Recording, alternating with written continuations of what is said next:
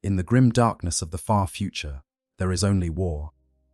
Across 1,000,000 worlds, the armies of the Imperium of man stand vigil against threats that would consume humanity utterly. Among these defenders, none are more enigmatic, more specialized, or more absolutely lethal in their chosen domain than the Grey Knights. These silver-clad warriors represent the Emperor's ultimate answer to the daemonic, a brotherhood forged in the dying days of the Horus heresy with a single, unwavering purpose: the eradication of chaos in all its manifestations. Yet for all their legendary prowess, for all the whispered tales of their impossible victories against the forces of the warp, there exists a curious gap in the Grey Knights' battlefield record. The greenskin menace, the Orks. That primal tide of violence and destruction that has plagued the galaxy since time immemorial, rarely if ever finds itself facing these most elite of the Adeptus Astartes. This is not coincidence. This is not accident. This is doctrine, strategy, and necessity distilled into operational reality. Understanding why the Grey Knights won't fight Orks requires us to peel back layers of secrecy, to examine the fundamental nature of both these transhuman warriors and their potential enemies, to grasp the terrible mathematics of a galaxy where every choice carries the weight of billions of souls, and to comprehend that in the eternal war for survival, specialization isn't just advantageous, it's absolutely essential. The Grey Knights represent perhaps the Imperium's most precious military asset, a force so rare, so difficult to create and maintain, that their deployment must be calculated with a precision that borders on the prophetic. This isn't a story about the Grey Knights being unable to defeat Orks. Any warrior of the Adeptus Astartes can kill greenskins, and the Grey Knights, with their psychic might and supernatural weaponry, could undoubtedly slaughter Orks by the thousands. This is a story about why they shouldn't, why they won't, and why the very survival of humanity might depend on that restraint.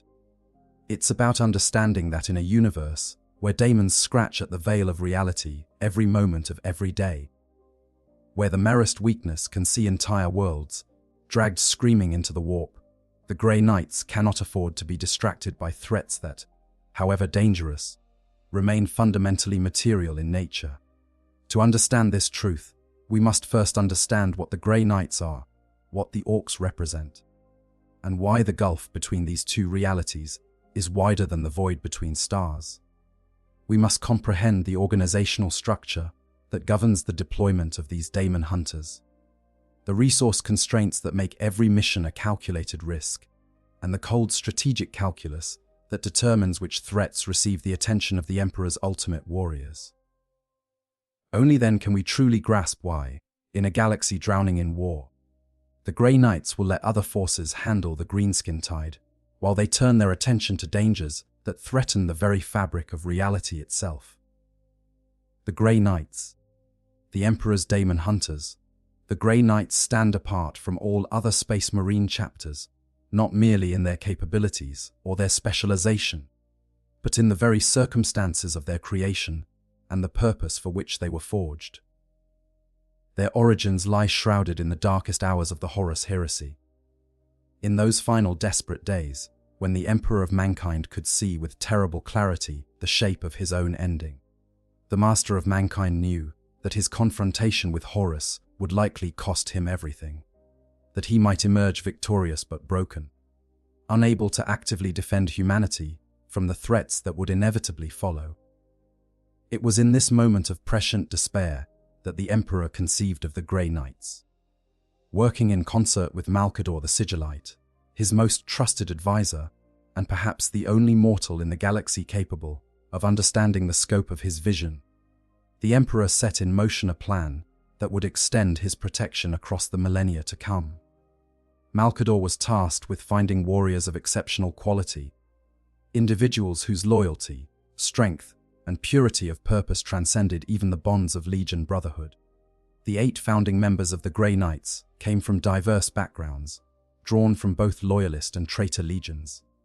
This was no accident. The Emperor needed warriors who had proven their incorruptibility not through easy virtue, but through the crucible of impossible choice. These were Space Marines who had defied the commands of their own primarchs, when those Primarchs turned traitor, who had placed loyalty to the Emperor and humanity above the brotherhood of their legion.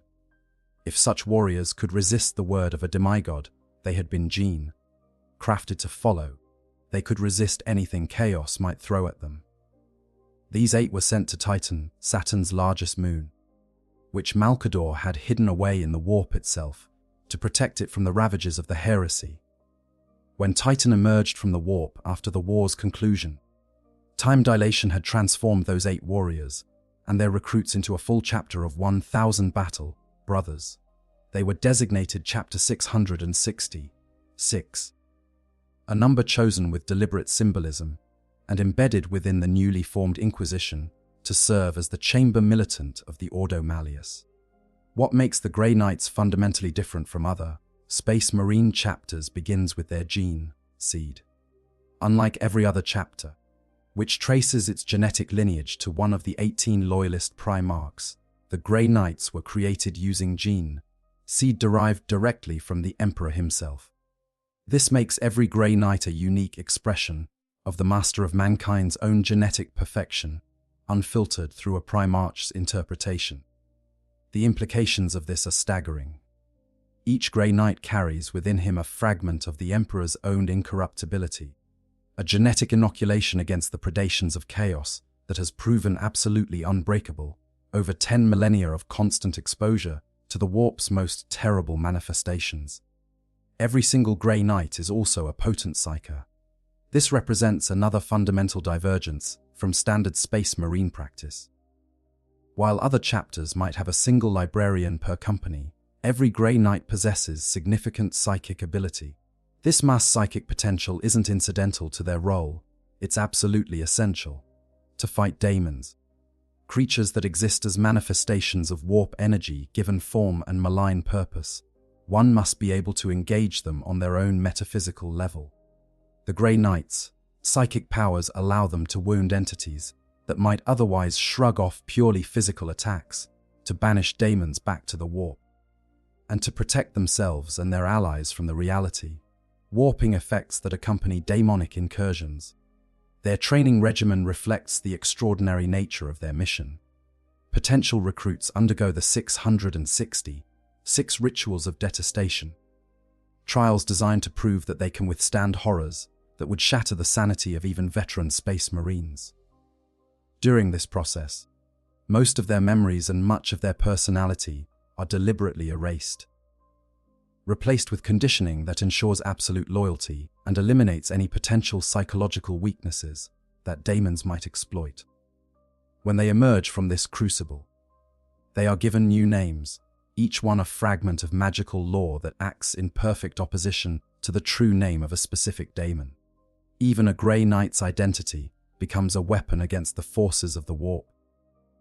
The equipment wielded by the Grey Knights reflects both their specialization and the resources available to them through their connection to the Inquisition and their proximity to Mars.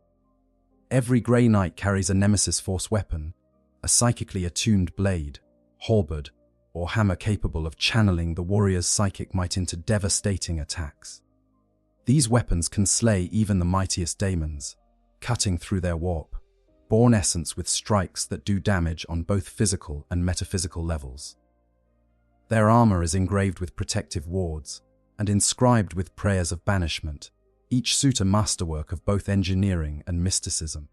The Grey Knights also employ specialized weapons designed specifically for daemon hunting. The Psycannon fires rounds made of blessed silver and inscribed with prayers, each bolt carrying not just kinetic force, but psychic energy attuned to harm demonic entities. Incinerators project flames fueled by promethium, mixed with sacred oils and blessed through rigorous ritual, creating fire that burns away the corruption of chaos itself. Even their standard storm bolters are crafted to standards that exceed those available to other chapters, each weapon a relic of devotion to their sacred purpose. The organizational structure of the Grey Knights reflects their unique role and their independence from the Codex Astartes. Rather than companies, the chapter is divided into 8 brotherhoods, each overseen by a Grand Master. These Grand Masters report to the Supreme Grand Master, and together they form the leadership of the chapter. Each brotherhood consists of approximately 100 battle brothers and operates with considerable autonomy. Unlike other chapters where a space marine progresses through different roles within a company, Grey Knights progress through specific ranks: strike squads, interceptors, purgators, terminators, and finally the elite paladins, based on their experience and capabilities. This structure allows for incredible flexibility in deployment. A single strike force of Grey Knights might consist of members from multiple brotherhoods, assembled specifically for the mission at hand. Because every Grey Knight is trained to operate independently if necessary, even small teams can function with devastating effectiveness. This is crucial because the Grey Knights are chronically spread thin across the galaxy, with forces often deployed thousands of light years from Titan for extended periods, responding to demonic incursions wherever they manifest. The chapter maintains approximately 1,000 battle brothers, a number that seems impossibly small when considered against the scale of the galaxy and the frequency of demonic incursions. This limitation isn't arbitrary. It reflects the extraordinary difficulty of recruiting and training Grey Knights. Every potential recruit must be a psyker, must possess exceptional strength of character, and must survive trials that would kill most candidates. The attrition rate is extraordinary. For every warrior who takes his place among the Grey Knights, dozens of potential recruits have failed and died in the attempt. This scarcity makes every Grey Knight irreplaceable, in a way that transcends even the value of standard space marines. When a Grey Knight falls, the chapter doesn't just lose a skilled warrior. It loses decades of training, centuries of accumulated experience in daemon hunting, and a psychically potent soldier whose replacement might take years to prepare. This creates a strategic calculus where Grey Knight's deployment must be justified not just by the importance of the mission, but by the certainty that no other force in the Imperium could accomplish the objective. The secrecy surrounding the Grey Knights serves multiple purposes. At the most basic level, it protects them from chaos. If the forces of the ruinous powers knew the exact nature of the Grey Knights' capabilities, their deployment patterns, or their weaknesses, they could prepare counters. But the secrecy also serves to contain knowledge of chaos itself. The Imperium's official policy is to deny the existence of daemons and chaos corruption, maintaining the fiction that all enemies are either Xenos, mutants, or traitors of purely material origin. This isn't dishonesty for its own sake. It's recognition that knowledge of chaos is itself a vector for corruption. The more people know about daemons, the more likely they are to fall to demonic temptation. This means that when Grey Knights deploy alongside other Imperial forces, those forces typically face one of two fates. Space Marines who fight beside the Grey Knights are subjected to intensive psychic conditioning, having the specifics of what they witnessed carefully excised from their memories, while leaving their general combat effectiveness intact. Imperial Guard regiments and other non-Astartes forces are simply executed, their service honored in death, but their knowledge deemed too dangerous to allow them to survive. It's brutal, it's ruthless, and it's considered absolutely necessary. The only exceptions are when the forces in question already possess clearance to know about chaos. High-ranking officers, certain tech, priests, and of course inquisitors themselves.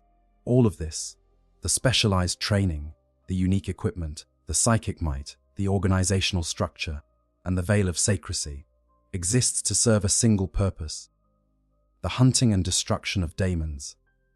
Everything about the Grey Knights is optimized for this mission. They are the Emperor's ultimate answer to the existential threat posed by the warp and its inhabitants. They are not generalists.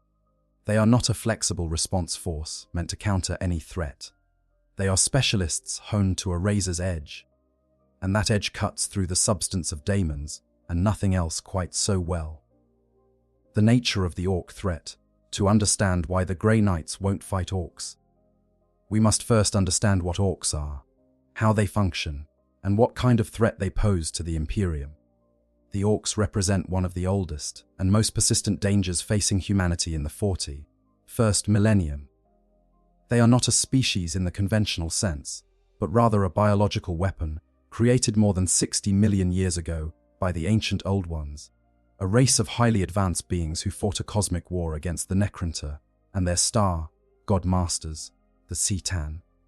The original versions of orcs were called Krork, and they were designed as perfect soldiers, warriors who needed no logistics, no supply lines, and no complex technology to maintain their effectiveness. They were engineered to be self-sufficient and nearly impossible to eliminate. Modern orcs represent a degraded form of these ancient warriors, but even in their diminished state, they remain one of the most dangerous xeno-species in the galaxy. Orcs are fungoid in nature, reproducing through spores rather than conventional biological processes. When an orc dies, its body releases millions of spores into the surrounding environment. These spores can lie dormant for years before germinating, and they produce not just more orcs, but an entire ecosystem of related organisms. Smaller creatures called Gretchen and Snotlings emerge alongside the orcs themselves, forming a subordinate caste that handles many of the menial tasks orc society requires. Even more remarkably, the spores produce squigs, semi-intelligent fungal beasts that serve countless purposes from food to weapons to attack animals. This method of reproduction makes orcs nearly impossible to permanently eradicate from a world. Even if every visible orc on a planet is killed, the spores they released can germinate months or years later, creating a new infestation. The only certain way to cleanse a world of orcs is through exterminatus, the complete destruction of the planet's biosphere, and even that sometimes fails if spores manage to escape on debris launched into space.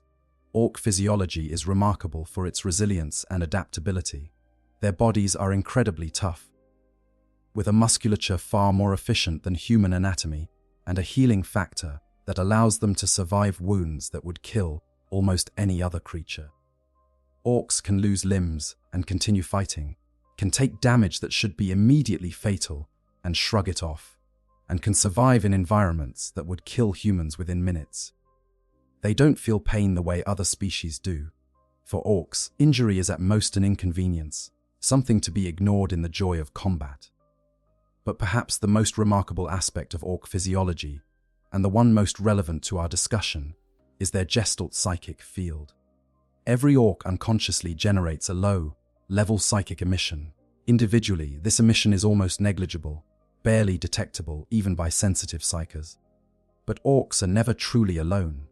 They are drawn to each other by instinct, and as they congregate, their individual psychic emanations combine and amplify, creating a field effect that grows exponentially stronger with the number of orcs present. This gestalt field, which orcs call the Wig, serves multiple functions. At its most basic level, it allows orcs to instinctively recognize hierarchy. An orc can tell at a glance which of his fellows is bigger, larger, stronger, more dominant, and therefore deserving of obedience. This creates natural leadership structures without the need for complex political systems or formal chains of command. The biggest orc leads, and the others follow, until someone bigger comes along or the current leader shows weakness. The Wig field also affects orc technology in ways that defy conventional understanding. Orc weapons and vehicles should not work. They are ramshackle assemblies of scrap metal, barely held together, with no regard for proper engineering principles or safety considerations. Yet when an orc picks up one of these contraptions, it functions perfectly well. When a human or another species tries to use the same device, it immediately malfunctions or refuses to work at all. The reason is the Wig field. The collective belief of the orcs that their technology should work is sufficient to make it actually work, imposing their will upon reality through unconscious psychic force. This leads to some remarkable effects. Orcs believe that vehicles painted red go faster, and for them, red vehicles genuinely do achieve higher speeds. They believe that bigger guns shoot harder, and their oversized weapons actually deliver more devastating blasts.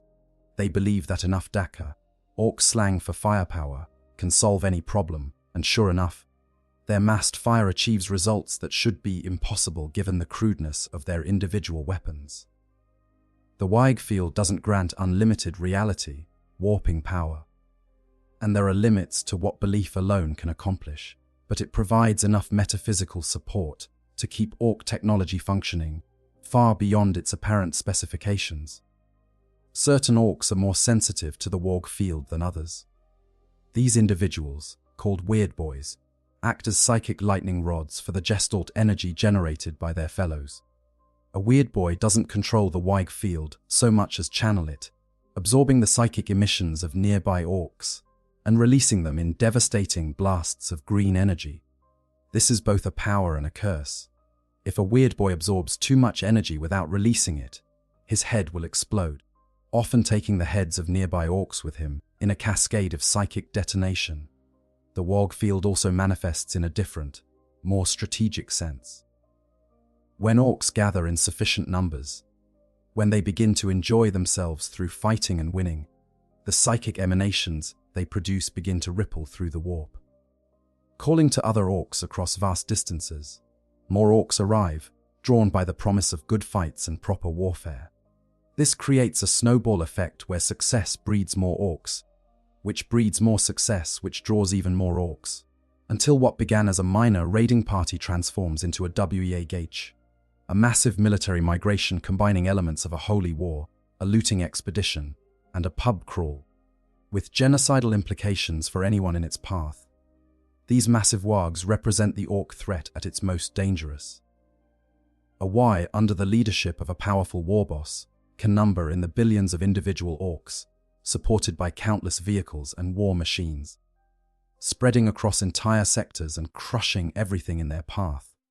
The Third War for Armageddon, led by the legendary war boss Gaskul Mag Uruk Thraka, demonstrated the scale of devastation a truly massive warg can inflict.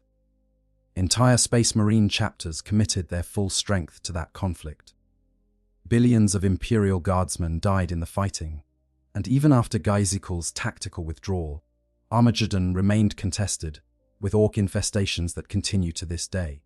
Ork society, such as it is, revolves entirely around warfare. Orks have no interest in art, philosophy, or peaceful construction. They build things solely to use those things in fighting. They develop technology purely to make war more effective.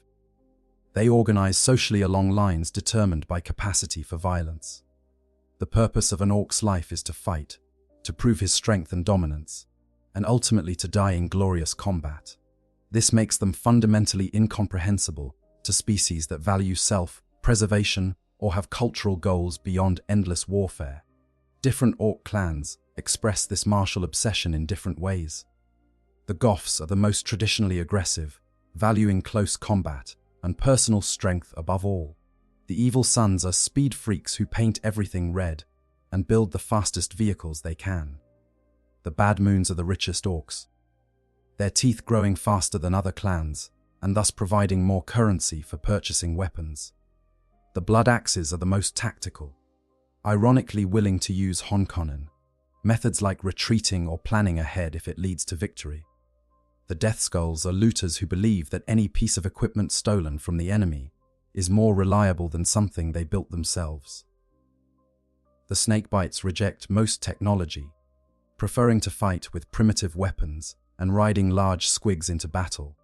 This diversity within Ork culture creates additional complications for Imperial forces trying to counter them.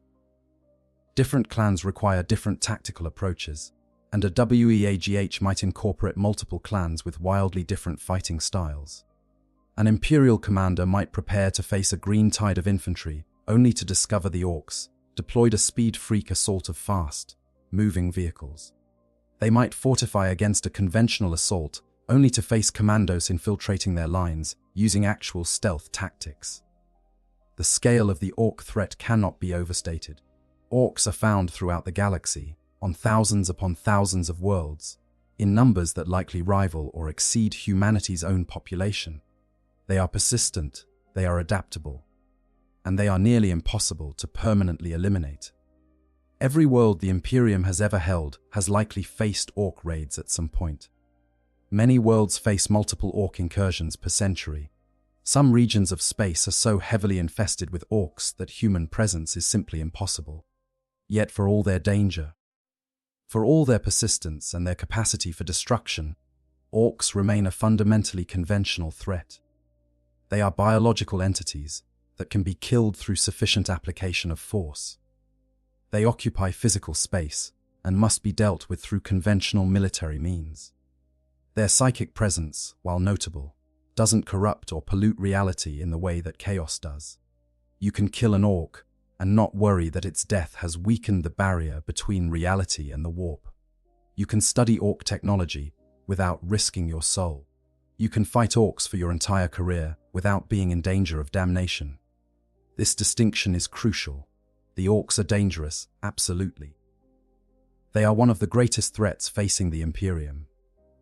But they are not an existential threat in the same way that chaos represents an existential threat. An orc invasion can devastate a world, kill billions, and set back human progress by centuries. But it cannot unmake reality itself. It cannot tear holes in the fabric of space and time. It cannot drag entire planets into an alternate dimension of pure suffering.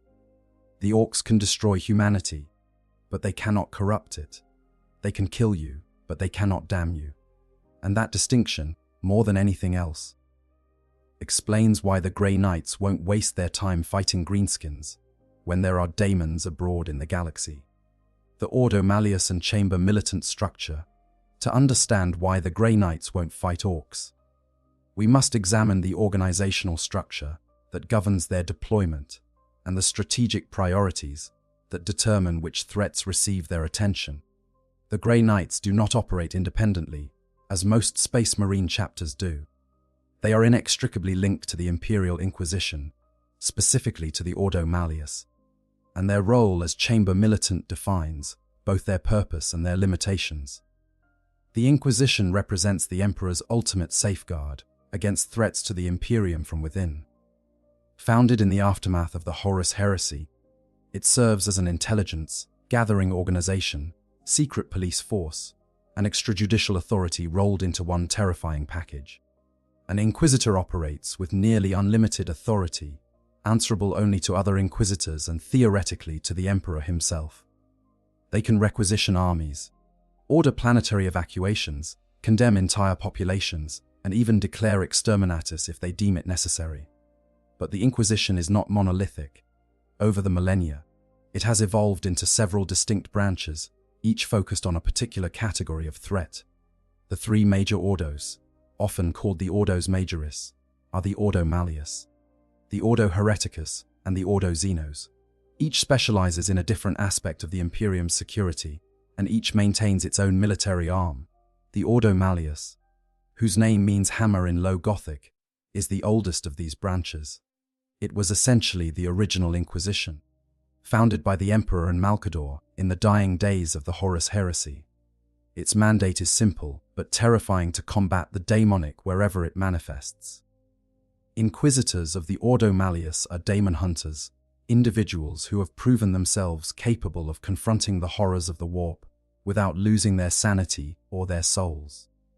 They investigate demonic incursions, root out chaos cults before they can summon entities from the immaterium, and when all else fails, call upon their chamber militant to provide overwhelming military force. The Ordo Hereticus, the Witch Hunters, focuses on threats from within the Imperium itself. They hunt rogue psychers, investigate corrupt officials, root out hidden cults, and ensure that the Ministorum remains doctrinally pure. Their chamber militant consists of the Orders Militant of the Adepta Sororators, more commonly known as the Sisters of Battle, highly trained warrior women who have undergone conditioning that makes them nearly as effective in combat as Space Marines, while maintaining absolutely fanatical devotion to the Emperor. The Ordo Xenos, the alien hunters, concerns itself with external threats from intelligent Xeno species. They study alien civilizations, assess Xenos' military capabilities, investigate xenotech, and coordinate Imperial responses to alien incursions. Their chamber militant is the Death Watch, a unique Space Marine organization that draws veteran warriors from chapters across the Imperium to form kill teams specialized in hunting specific Xenos threats. This organizational structure is not arbitrary. It reflects a fundamental assessment of the types of dangers the Imperium faces and the resources needed to counter each. The separation of the ordos ensures that specialists focus on their areas of expertise, rather than being distracted by threats they're not optimally equipped to handle. An Inquisitor of the Ordo Xenos spends their career studying alien capabilities and weaknesses. An Inquisitor of the Ordo Hereticus becomes expert in human corruption and manipulation. An Inquisitor of the Ordo Malleus develops the knowledge and mental fortitude necessary to confront daemons without succumbing to their influence. The Chamber militants reflect this same specialization. The Death Watch trains specifically to counter Xenos threats. Their tactics, their weapons, their accumulated lore all focus on alien weaknesses and optimal kill methods for non-human enemies. The Sisters of Battle are conditioned to root out heresy and possess an absolute faith that protects them from corruption by mortal agents of chaos. The Grey Knights are optimized, body and soul, to hunt and destroy daemons. This optimization comes at a cost, and that cost is flexibility. The Grey Knights are not generalists. Every aspect of their training, every piece of equipment they carry, every tactical doctrine they practice, is designed with daemons in mind. Their Nemesis Force weapons are attuned to harm warp entities. Their psychic powers are selected for maximum effectiveness against daemonic foes. Their protective wards and rituals guard specifically against chaos corruption. They know the true names of daemons, understand the hierarchies of the warp, and have studied the weaknesses of every major daemonic entity ever recorded. None of this specialized knowledge helps much when fighting orcs. An orc Warbos doesn't have a true name that can be used to banish him. Protective wards against chaos corruption are irrelevant when facing an enemy that can't corrupt you in the first place. Rituals of exorcism and banishment do nothing against a biological entity that has never been possessed. The Grey Knights could certainly kill orcs with their weapons and powers. A Nemesis Force halberd will cleave through an orc just as easily as through a daemon. But they bring no particular advantage to the fight that would justify their deployment over other Imperial forces. The strategic doctrine governing Chamber militant deployment reflects this reality. A Chamber militant is not called upon for routine operations. They are the ultimate escalation. The heavy hammer dropped when a situation has exceeded the capacity of normal Imperial forces to contain. For the Grey Knights specifically, deployment doctrine mandates that they are only to be called when first a daemonic incursion has been confirmed. Not suspected, not possible, but confirmed. The Inquisitors of the Ordo Malleus do not deploy their Chamber militant on the basis of rumors or suspicions. They verify the demonic presence through multiple sources, using scrying augury and physical investigation before authorizing Grey Knight's intervention. Second, the incursion represents a significant threat. A single possessed individual or a minor breach in the veil between reality and the warp might be handled by the Inquisitor and their retinue of acolytes. The Grey Knights deploy when the threat has grown beyond the capacity of a small team to manage, when lesser daemons number in the dozens or hundreds, when greater daemons have manifested, when an entire region has fallen to chaos corruption. Third, conventional Imperial forces are insufficient or inappropriate for the task. The Ordo Malleus recognizes that many daemonic threats can be handled by properly deployed Imperial Guard regiments or Space Marine strike forces. The Grey Knights represent a resource, too precious to waste on missions that other forces could accomplish. They deploy only when specialized daemon hunting capabilities are absolutely necessary for success. Fourth, the situation demands both military power and absolute secrecy. Because knowledge of daemons is itself corrupting. Because the existence of chaos must be hidden from the general Imperial population. There are situations where only the Grey Knights possess both the combat capability to win and the operational security to ensure witnesses can be dealt with appropriately afterward. These criteria create a filter that essentially excludes Orc conflicts from Grey Knights' deployment consideration. Orcs, by their very nature, fail every requirement. They are not daemonic entities. They are Xenos, falling under the purview of the Ordo Xenos, rather than the Ordo Malleus. They represent threats that, however dangerous, can be countered through conventional military means. No specialized daemon, hunting knowledge is required to fight them. And operations against orcs do not demand the level of secrecy necessary to protect humanity from knowledge of chaos. The organizational relationship between the Ordo Malleus and the Grey Knights is closer than that between other Ordos and their chambers militant. Where the Death Watch maintains considerable operational independence and the Sisters of Battle are technically a separate organization, merely allied with the Ordo Hereticus. The Grey Knights are embedded within the structure of the Ordo Malleus itself. Their Supreme Grand Master sits on the inner conclave of the Inquisition. Their deployment decisions are made in consultation with Ordo Malleus Inquisitor Lords. Their strategic priorities align completely with those of their parent organization. This tight integration means that when the Ordo Malleus identifies a threat, they can rapidly deploy Grey Knights forces without the need for extensive negotiation or bureaucratic approval. But it also means that the Grey Knights are responsive primarily to Ordo Malleus concerns. An Orc AGH threatening to overrun an entire sector would be identified by the Ordo Xenos, investigated by their Inquisitors, and countered by deployment of Deathwatch kill teams supported by conventional Imperial forces. The Ordo Malleus would take note of the situation, but would not consider it their responsibility unless intelligence suggested chaos involvement in the Orc aggression. This division of responsibility serves a crucial strategic purpose in a galaxy where the Imperium faces countless threats simultaneously. No single organization, however powerful, can be everywhere at once or counter every danger. By specializing, by dividing threats into categories and assigning responsibility for each category to specific branches of the Inquisition, the Imperium ensures that experts handle each situation.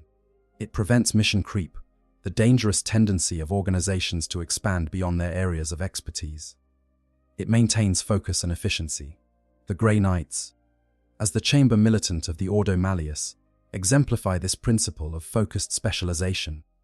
They do not waste time and resources on threats outside their area of expertise, because doing so would undermine their ability to accomplish their actual mission. Every moment spent fighting orcs is a moment not spent preparing for the next demonic incursion. Every Grey Knight who falls to orc weapons is one fewer psychically potent warrior available to banish daemons. Every deployment against Xeno's threats is a dilution of their specialized capabilities and a weakening of the Imperium's ultimate defense against the ruinous powers. Resource constraints and strategic doctrine. The question of why Grey Knights won't fight orcs cannot be answered purely through reference to organizational structure or theoretical mission parameters.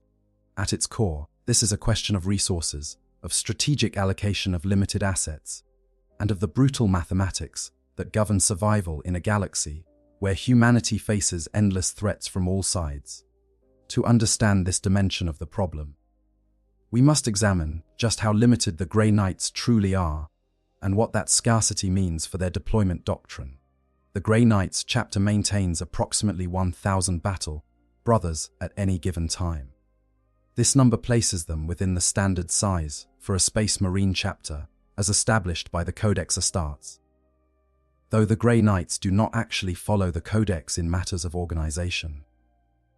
But consider what that number means in the context of a galaxy containing 1,000,000 worlds, spread across 100,000 light years, all of which face constant threat from demonic incursion. 1,000 warriors to defend 1,000,000 worlds. The scale alone should make clear why every single Grey Knight deployment must be carefully calculated and ruthlessly prioritized. These are not merely elite soldiers, they are irreplaceable assets, each representing decades of training and centuries of accumulated experience. When we consider resource allocation for the Grey Knights, we must think in terms radically different from how we think about other military forces. A typical Imperial Guard regiment might number 10,000 soldiers.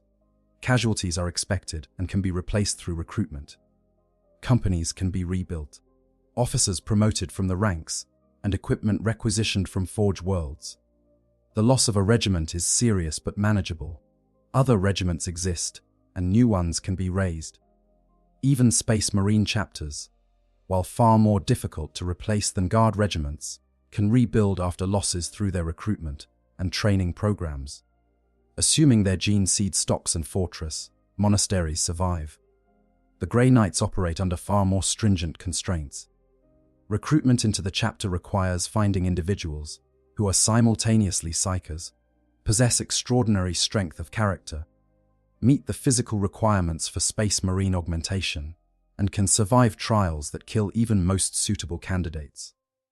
The galaxy produces psychers in sufficient numbers, but psychers with the right qualities for potential Grey Knight recruitment are vanishingly rare. The chapter's recruiters scour the black ships, identify candidates from feral worlds, thought free from chaos taint, and occasionally draw prospects from the recruitment pools of other Space Marine chapters.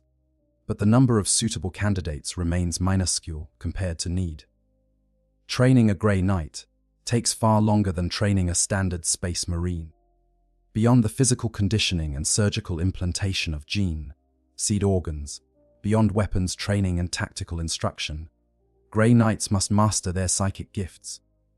Learn thousands of rituals and prayers of banishment, study the hierarchies and weaknesses of daemonic entities, and undergo conditioning that erases their previous identity while fortifying their souls against corruption. This process can take decades. A Space Marine might be battle-ready within 10 years of recruitment. A Grey Knight requires far longer before he can be trusted to face the daemonic. The attrition rate for Grey Knights in combat is lower than for standard Space Marines. Their training and equipment give them significant advantages in survival. But every loss is permanent in a way that cuts deeper than casualties in other chapters. When a Grey Knight dies, the chapter loses not just a warrior, but an entire education in daemon hunting, an irreplaceable repository of experience fighting the Imperium's most dangerous enemies.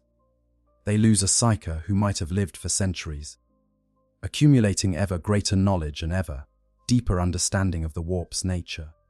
This scarcity creates a strategic doctrine built entirely around maximizing return on deployment while minimizing risk to these precious assets. Every mission considered for Grey Knight's intervention must pass through a brutal cost-benefit analysis. The expected value of success must substantially exceed the expected cost in Grey Knight casualties and resources expended. Missions where other Imperial forces could achieve similar results are immediately deprioritized. Missions where victory is uncertain are carefully evaluated to determine whether the risk of losing Grey Knights outweighs the benefit of attempting intervention. Consider how this calculus applies to a hypothetical Ork WH. The WH threatens an entire subsector, numbering billions of Orks led by a powerful war boss. Without intervention, dozens of Imperial worlds will fall, billions of humans will die, and the region will be lost to the Greenskins for centuries to come. This represents a serious threat requiring significant military response. The Imperium's conventional response would be to deploy multiple Imperial Guard armies, numbering in the millions of soldiers, supported by several Space Marine chapters, and backed by substantial naval assets. This would be a massive military campaign lasting years or even decades, costing millions of lives and incredible resources. But it would likely succeed, because the Imperium has fought and defeated Ork WHs before using these conventional means. Now consider what deploying Grey Knights against this WAHH would mean. Even a substantial Grey Knights commitment, say, an entire brotherhood of 100 warriors, represents 10% of the chapter's total strength. These 100 warriors, however skilled, cannot defeat billions of Orks. They could certainly kill Orks by the thousands, could eliminate key leaders and destroy crucial infrastructure. But ultimate victory would still require those same millions of Imperial Guard soldiers and those same supporting Space Marine forces. The Grey Knights' deployment would add marginal value to a campaign that could succeed without them, while diverting a substantial portion of the chapter's strength from their actual mission. And every moment those 100 Grey Knights spend fighting Orks is a moment they're not available to counter daemonic incursions. If a daemon prince manifests on a hive world, while the Grey Knights are deployed across the subsector hunting Ork warbosses, the world might fall to chaos before they can respond. Hundreds of billions of souls might be lost, corrupted, dragged into the warp, and it would be a direct consequence of resource misallocation. This creates an iron law for Grey Knight's deployment. They engage only targets that specifically require their unique capabilities. A greater daemon cannot be killed by conventional weapons, and will not fall to simple weight of fire. It requires psychically empowered warriors wielding specialized weapons, making Grey Knight's intervention necessary. A possessed Space Marine chapter cannot be trusted to any other force, because the risk of corruption is too high. Only the incorruptible Grey Knights can safely engage such foes. A daemonic incursion threatening to tear a permanent warp rift in real space demands immediate intervention by daemon hunters before the breach becomes irreversible. Orks, however dangerous, do not meet this threshold. They can be killed by conventional weapons. Their leaders, however powerful, will fall to sufficient firepower or to blades wielded by standard Space Marines. Their technology can be destroyed by artillery and airstrikes.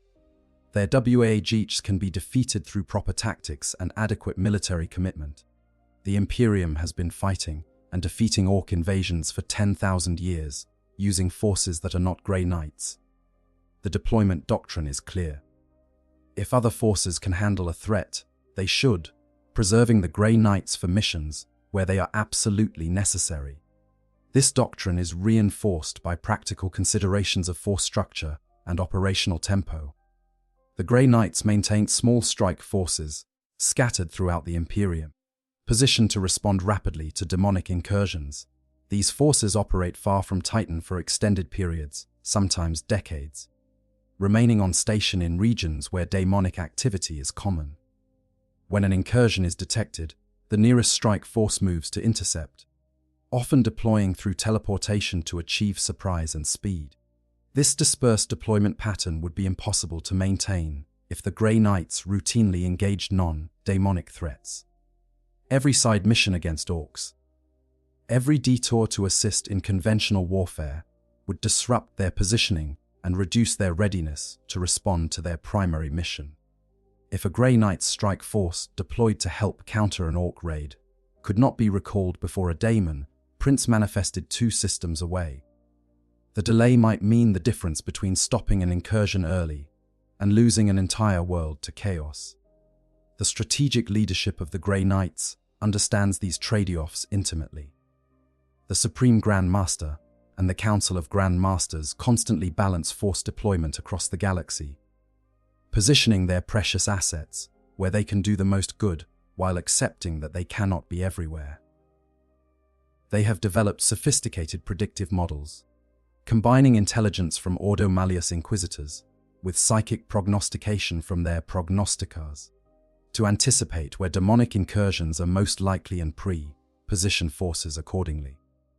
This intelligence-driven deployment model works only if the Grey Knights maintain their focus on their primary mission. Every time they deploy against a non-demonic threat, they introduce unpredictability into their own positioning, making it harder to maintain readiness for actual daemon hunting missions. Every casualty taken fighting Orks or other Xenos is a casualty that reduces their capacity to fight daemons. Every moment spent on side missions is a moment not spent training, maintaining equipment, or preparing for their next deployment against chaos. The resource constraints extend beyond just the warriors themselves. The Grey Knight's specialized equipment cannot be easily replaced.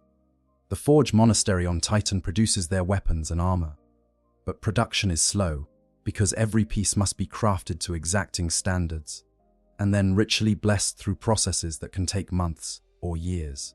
The chapter cannot simply requisition more Psycannons or Nemesis Force weapons from Mars. These are bespoke items, each one effectively a relic. Their ships, while powerful and well-maintained, are limited in number. The Grey Knights operate a fleet of strike cruisers and battle barges smaller than many other chapters maintain, because they prioritize quality over quantity, and because they must spread their assets across the galaxy. Every ship committed to a mission is one fewer ship available for rapid response elsewhere. Naval assets cannot be in 2 places at once, and the time required to travel between star systems means that deployment decisions have lasting consequences for force posture across entire sectors. Training and preparation time represents another scarce resource. When Grey Knights return from a mission, they don't immediately deploy again. They undergo debriefing. Report to Ordo Malleus Inquisitors about what they encountered, restore and repair equipment, and train to maintain and improve their skills. Veterans share experiences with newer battle brothers, ensuring knowledge is preserved and disseminated throughout the chapter. This institutional learning process is critical to the Grey Knights' effectiveness, but it takes time. If the Grey Knights were constantly deployed, constantly fighting, they would have no opportunity for this restoration and learning phase. Veterans would have no time to train recruits. Equipment would degrade faster than it could be properly maintained. Intelligence would not be properly analyzed and incorporated into tactical doctrine. The chapter would gradually lose effectiveness, and casualties would increase as exhausted warriors made mistakes that fresh troops would not. The strategic doctrine that emerges from these resource constraints is elegant in its simplicity. Preserve the Grey Knights for missions where they are needed, where their unique capabilities make the crucial difference, and where other forces cannot accomplish the objective. Deploy them decisively when those conditions are met, but never waste them on missions that conventional forces can handle, no matter how urgent those missions might seem. This doctrine sometimes means watching in frustration as Orks devastate Imperial worlds, knowing the Grey Knights could help, knowing their intervention might save lives. But strategic leadership requires the discipline to look beyond the immediate situation to consider broader consequences.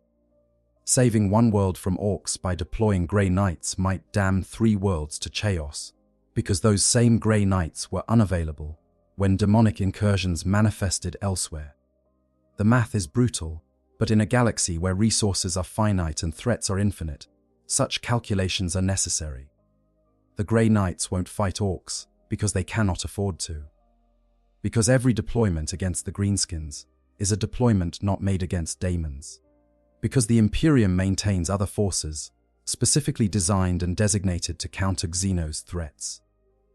And because the ultimate guardians of humanity against the daemonic must remain focused on their mission, must preserve their strength and readiness, and must resist the siren call of every battle they could fight in favor of fighting only the battles that they must.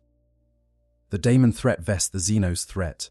Understanding why Grey Knights won't fight Orks requires us to confront a fundamental truth about the nature of threats in Warhammer 40k.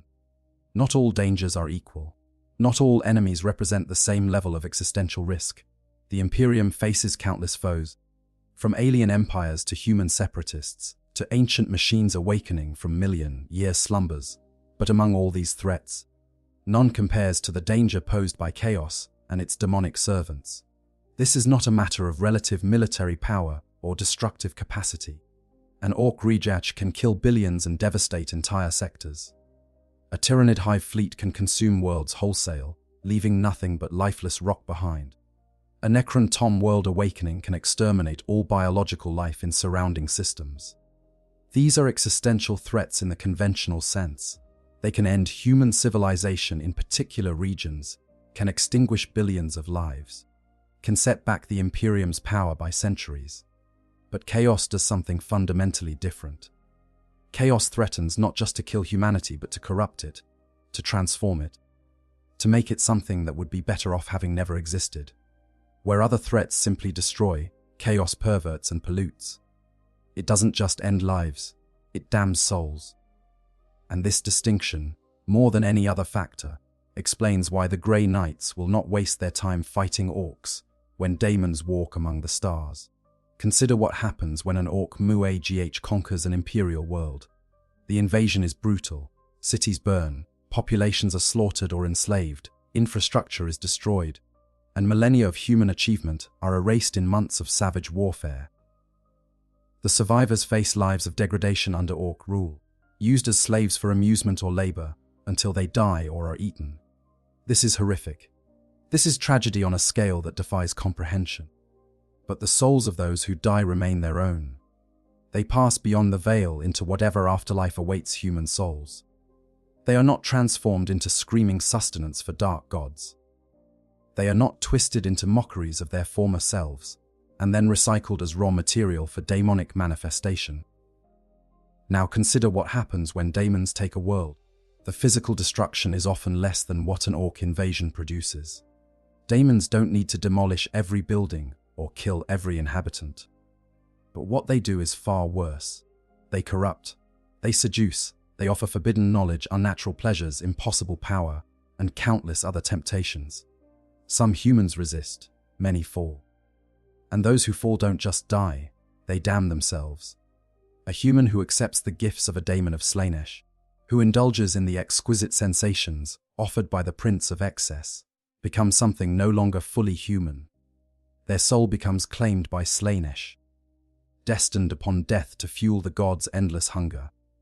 A human who accepts the blessings of Nurgle, who embraces the gifts of disease and decay, becomes a walking vector of corruption, spreading both physical pestilence and spiritual pollution.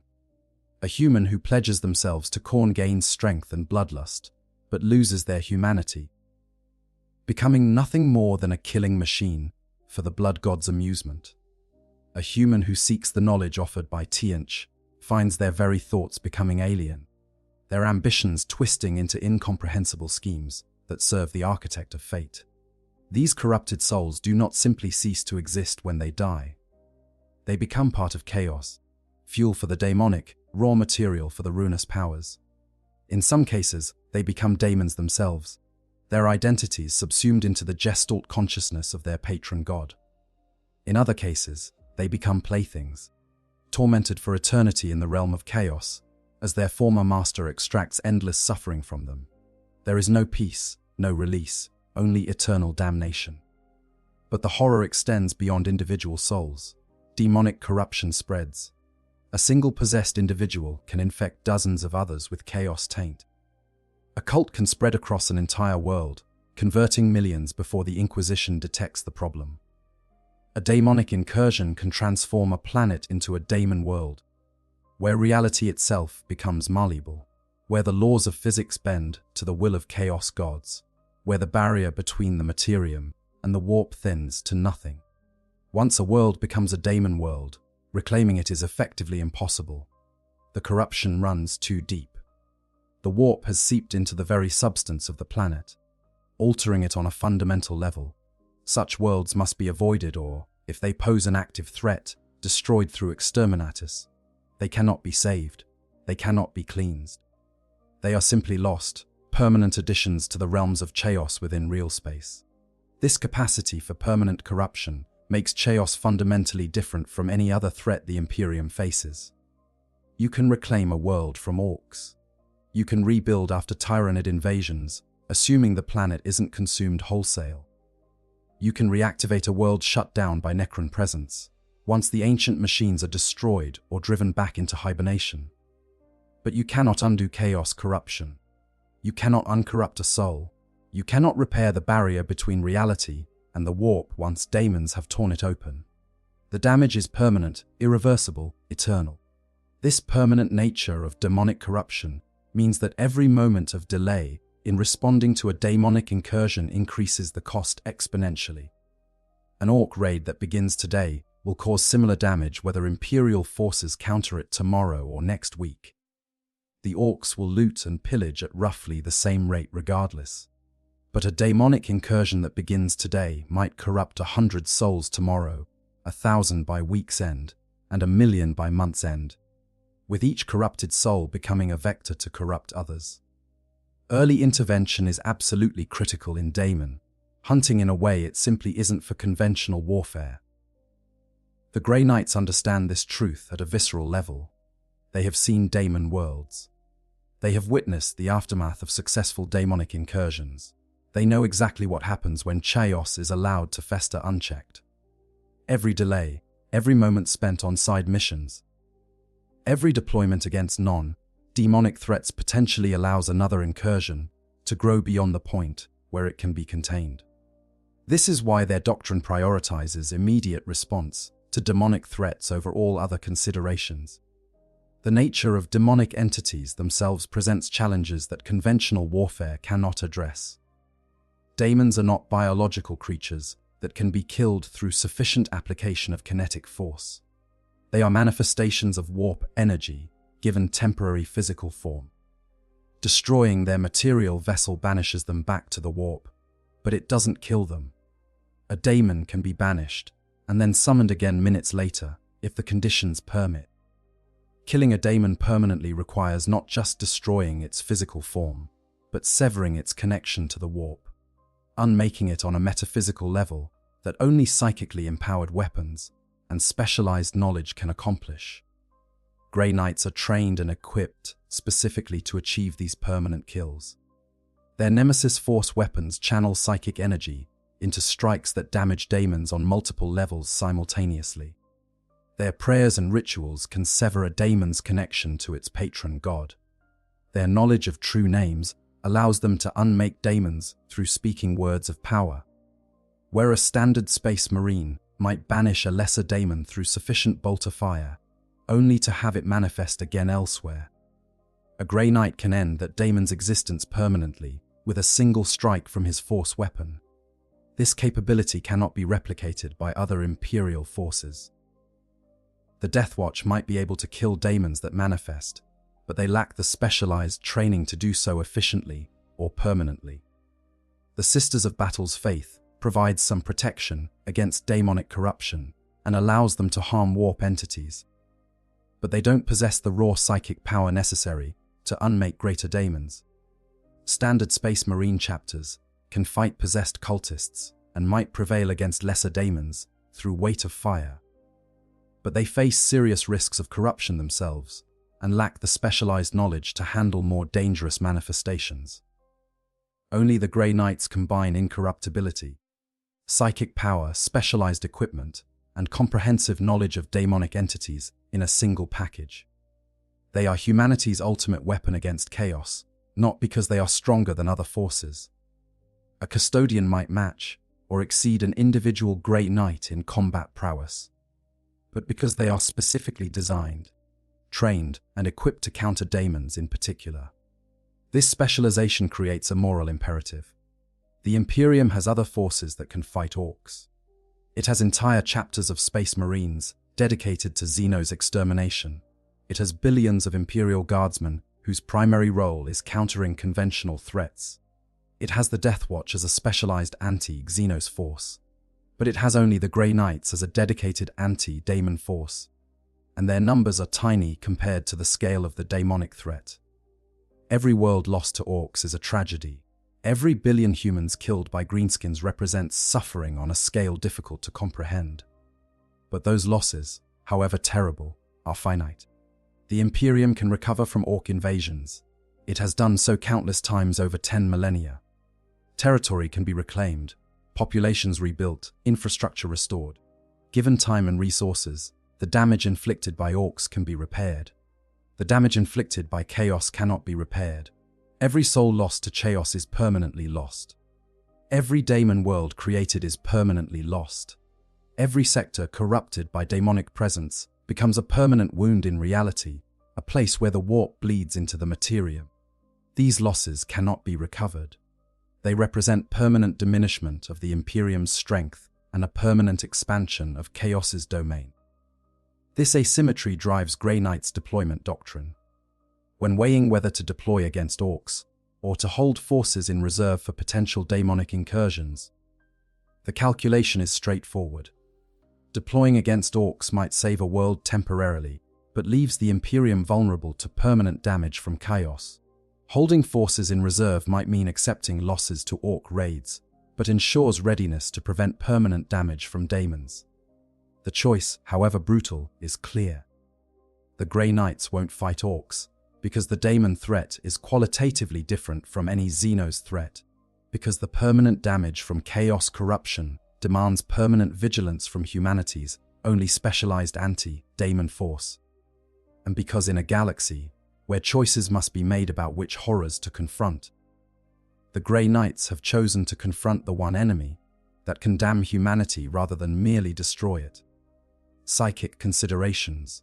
The psychic dimensions of warfare in the 41st millennium present a crucial lens through which to understand why the Grey Knights won't fight Orks. The Imperium, that realm of thought and emotion that humans call the warp, intersects with real space in countless ways. Every sentient mind touches the warp through its thoughts and feelings. Every emotion creates ripples in that realm beyond reality. Some individuals can consciously manipulate these connections, reaching into the warp to manifest their will in the material universe. These are psykers, and they represent both tremendous assets and terrible dangers to the Imperium. The Grey Knights are not merely psykers. They are extraordinarily powerful psykers, each one trained from recruitment to harness and control psychic energy with a precision and magnitude that would make even the most accomplished librarian of another chapter envious.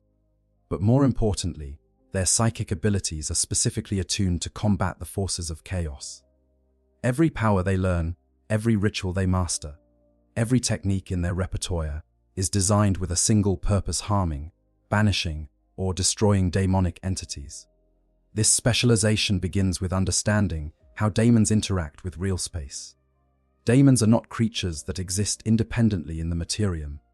They are intrusions, temporary violations of reality, where the warp has been forced to impinge upon physical existence.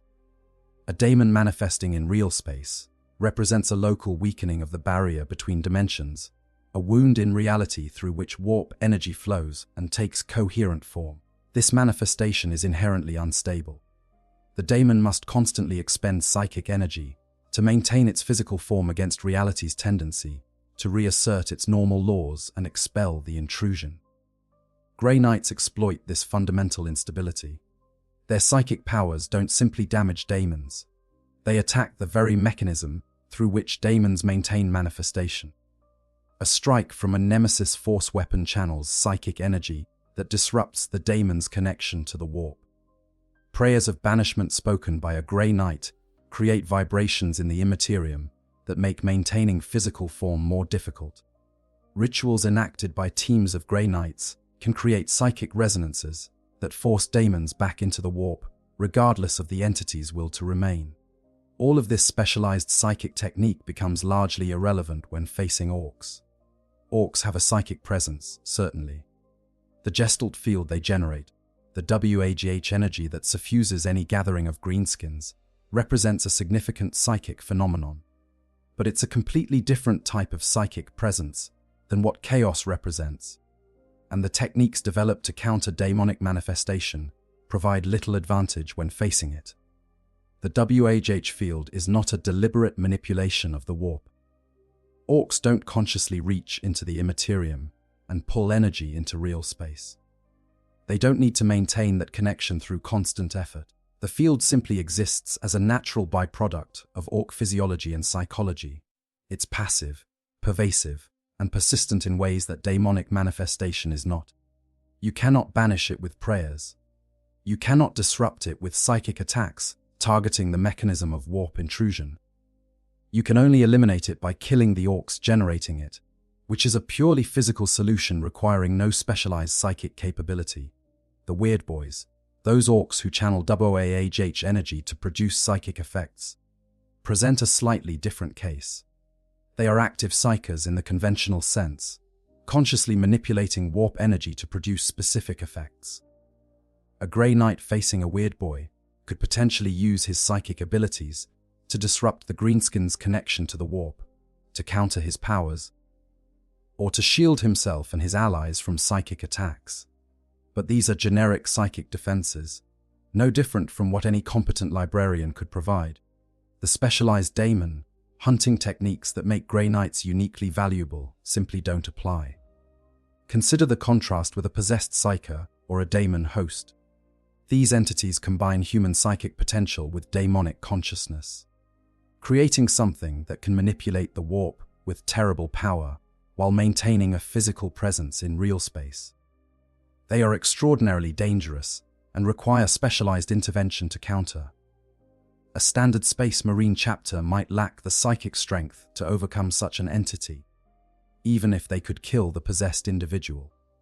They might inadvertently create conditions for the daemon to jump to another host, or to tear open a larger warp rift through which more daemons could manifest. Grey Knights handle such situations routinely. They can psychically shackle the daemon, preventing it from leaving its current host. They can use rituals to force the daemon into a temporary material form, allowing it to be engaged without risk to nearby humans. They can speak words of true naming that bind the daemon and make it vulnerable to permanent destruction. These capabilities represent years of specialized training and accumulated knowledge that no other Imperial force possesses. They justify Grey Knight's deployment because only the Grey Knights can guarantee a clean resolution that doesn't risk further daemonic incursion. None of these specialized techniques help when fighting orcs.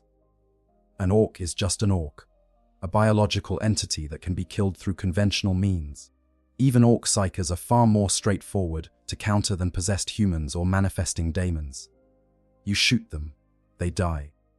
The WH energy they were channeling dissipates, or gets picked up by other nearby weird boys. There's no risk of daemonic manifestation, no possibility of warp rifts tearing open, no danger of corruption spreading to nearby humans. It's just combat, brutal and direct, requiring competence and firepower, but no particular psychic specialization. The psychic protections built into every Grey Knight represent another dimension of specialization that becomes irrelevant when fighting orcs. Grey Knights are protected against chaos corruption through multiple overlapping mechanisms. Their gene seed, derived from the Emperor, provides baseline resistance to warp influence. Their training includes psychological conditioning that fortifies their minds against temptation and possession.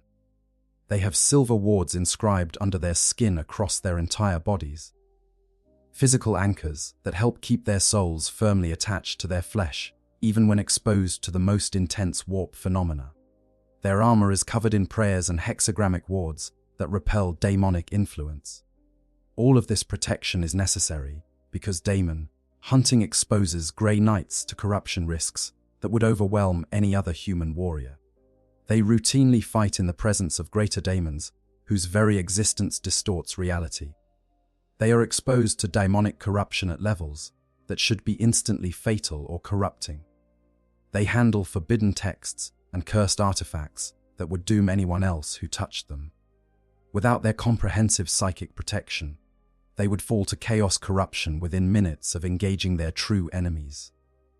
But orcs don't corrupt. You can't be seduced into worshipping Gork and Mork. You can't have your soul claimed by the Gestalt orc consciousness in the warp. Fighting orcs might get you killed, might result in brutal injuries or eventual death. But it won't corrupt you, it won't doom your soul. All those elaborate psychic protections that make Grey Knights uniquely able to fight daemons without succumbing to corruption provide exactly zero benefit when facing greenskins. This represents an enormous opportunity cost. Every Grey Knight carries equipment and abilities designed specifically to counter daemon-related threats. When deployed against orcs, they're using only a fraction of their total capability, the baseline combat prowess all Space Marines share, while their specialized daemon hunting abilities sit unused. It's like using a surgeon to dig ditches. Sure, they're probably physically capable of doing it, maybe even good at it, but you're not utilizing the skills that make them valuable. You're wasting their specialization. The prognosticars of the Grey Knights, those psykers who specialize in detecting daemonic incursions before they fully manifest, provide another example of how psychic specialization shapes deployment priorities. These individuals can sense disturbances in the warp that presage daemonic manifestation, giving the Grey Knights advance warning that allows pre-positioning of forces and rapid response once incursions begin. This predictive capability is extraordinarily valuable for daemon hunting, allowing limited Grey Knights forces to be in the right place at the right time, despite the galaxy's vast scale. But this precognitive ability doesn't work for predicting orc movements. The WH field creates too much psychic background noise for clear scrying. Orc intentions, such as they are, don't register clearly in the warp, because orcs don't plan in the conventional sense. An Orks UH might change direction on a whim when its warboss decides a different target looks like more fun. The techniques that allow prognosticators to predict demonic incursion with useful accuracy simply don't provide actionable intelligence about Ork threats. This means that deploying Grey Knights against Orks would sacrifice one of their key strategic advantages. The Grey Knights can't be everywhere, but their precognitive abilities allow them to be in the right place when daemons manifest. If they're tied up fighting Orks, they lose this responsiveness. They become just another military asset among many rather than the perfectly positioned rapid response force their precognitive targeting allows them to be. The fundamental truth is that the Grey Knights' psychic abilities are optimized for fighting daemons and provide minimal advantage when fighting anything else. Their specialized training in daemon hunting techniques is effectively useless against Orks. Their elaborate psychic protections against corruption are irrelevant when the enemy can't corrupt. Their precognitive capabilities don't provide useful intelligence about greenskin movements. Deploying them against Orks means using only their baseline space marine capabilities, while all the specialized psychic training and equipment that makes them Grey Knights, rather than just unusually powerful librarians, sits unused.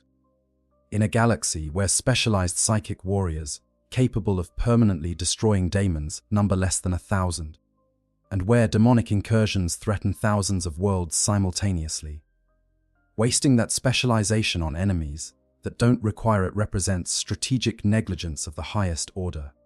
The Grey Knights won't fight Orks because their psychic capabilities are too valuable, too specialized, and too essential for the mission they were created to accomplish to be wasted on threats that any competent military force can handle. Historical precedents. When Grey Knights have fought Orks, the absolute nature of any rule in Warhammer 40k must be tempered by acknowledging exceptions.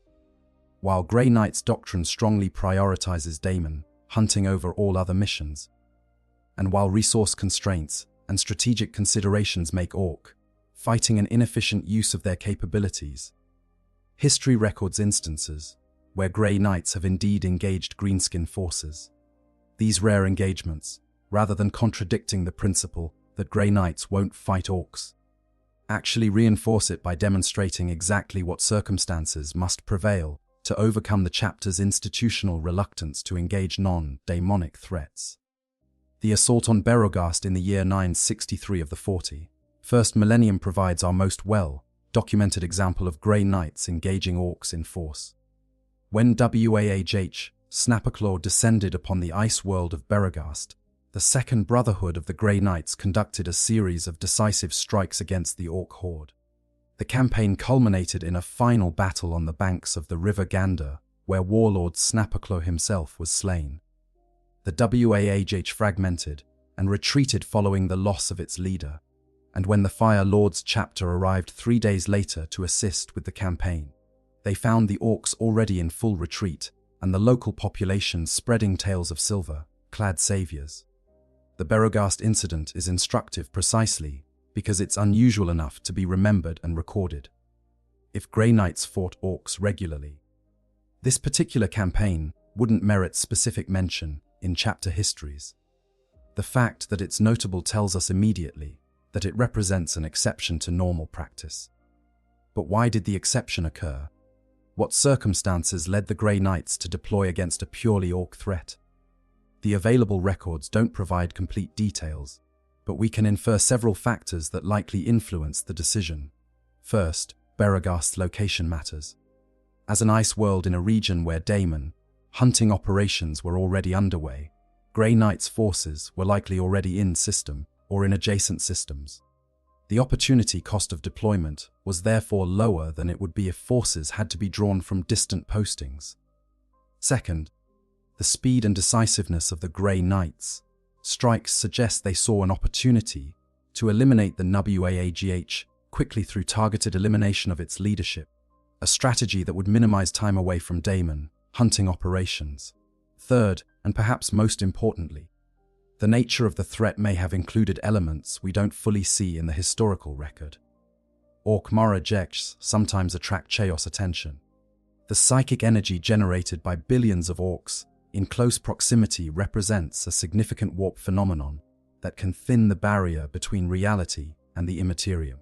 There's no explicit record of daemonic presence in the WH40K, but it's entirely possible that prognosticators detected signs of potential demonic incursion related to the Orc invasion and the Grey Knights, deployed to prevent such manifestation from occurring. Fourth, the quick conclusion of the campaign suggests the Grey Knights had clear intelligence about the WH40K's command structure and the location of its leadership. Killing Snapperclaw caused the entire military campaign to collapse within days, indicating the Orcs had not yet established robust secondary leadership.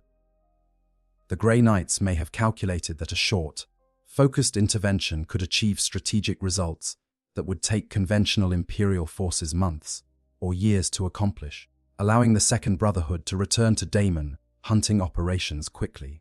Finally, we must consider the possibility that this engagement was at least partially a training operation. Grey Knights train continuously to maintain combat effectiveness, but training against simulated threats or in controlled environments can never fully replicate actual combat. Orcs represent a relatively safe target for maintaining combat readiness. They're dangerous enough to provide genuine challenge, but don't pose the corruption risks that daemon hunting entails. A campaign against Orcs allows warriors to exercise their combat capabilities without the existential risks that come with their normal missions. Other documented instances of Grey Knights engaging Orcs follow similar patterns. These engagements tend to be short, focused on leadership elimination, occur when Grey Knights' forces are already in the region for other reasons, and conclude rapidly enough that extended deployment away from daemon hunting missions is avoided. They're opportunistic interventions rather than systematic campaigns, reflecting calculated decisions that the benefits of engagement outweigh the opportunity costs. It's also worth noting what doesn't happen in these historical precedents. We don't see Grey Knights deploying entire brotherhoods for extended campaigns to systematically clear Orc-held sectors. We don't see them establishing long-term operations focused on Orc extermination. We don't see them prioritizing Orc threats over daemonic ones or diverting significant portions of their chapter strength to anti-Orc operations. The engagements are always limited, always focused, and always concluded quickly so that forces can return to their primary mission. The absence of prolonged Orc fighting campaigns in Grey Knight's history is as instructive as the presence of rare tactical engagements. If Orcs required Grey Knight's intervention, if their specialized capabilities provided significant advantages against greenskins, we would expect to see more extensive anti-Orc operations in the historical record. The fact that we don't, the fact that Orc engagements are notable precisely because they're unusual, reinforces the doctrine that Grey Knights should not routinely fight greenskins. These historical precedents also demonstrate the Grey Knights' discipline in adhering to their strategic doctrine. It would be easy for a Grey Knight's strike force, encountering an Orc threat, to decide they should intervene, that their power could save lives, that the situation demands action. But in almost all cases, they resist that temptation. They maintain focus on their primary mission, trusting that other Imperial forces exist to handle non-daemonic threats. Only when specific circumstances align, when opportunity costs are minimized, when intervention can achieve strategic results quickly, when forces are already deployed nearby for daemon hunting operations, do they bend their usual restrictions. This disciplined adherence to doctrine, this willingness to watch Orcs rampage while holding forces in reserve for daemon hunting, represents perhaps the most remarkable aspect of Grey Knight's strategic culture. It requires tremendous moral courage to possess the power to help but choose not to intervene, because doing so would compromise your ability to help in other situations. It requires absolute clarity of purpose to maintain specialization in the face of countless alternative demands on your capabilities. The rare instances where Grey Knights have fought Orcs don't undermine the principle that they won't fight greenskins. Instead, they demonstrate exactly how strong that principle is by showing that only unusual circumstances careful calculation of opportunity costs, and specific strategic advantages justify exceptions. The doctrine holds precisely because the leadership understands when to bend it and when to maintain it rigidly. The Grey Knights won't fight Orks as a matter of policy and practice, but that policy contains enough flexibility to allow tactical opportunism when conditions warrant without compromising the chapter's strategic focus on daemon hunting. Other Imperial forces better suited, the strategic calculus underlying Grey Knights' deployment doctrine rests, not just on their own limitations and priorities, but on the existence of other Imperial forces specifically designed and trained to counter Xenos' threat. The Imperium's military might is vast and varied, with different organizations and formations optimized for different types of warfare. Understanding why the Grey Knights won't fight Orks requires examining who will fight them instead, and why those forces are better suited to the task.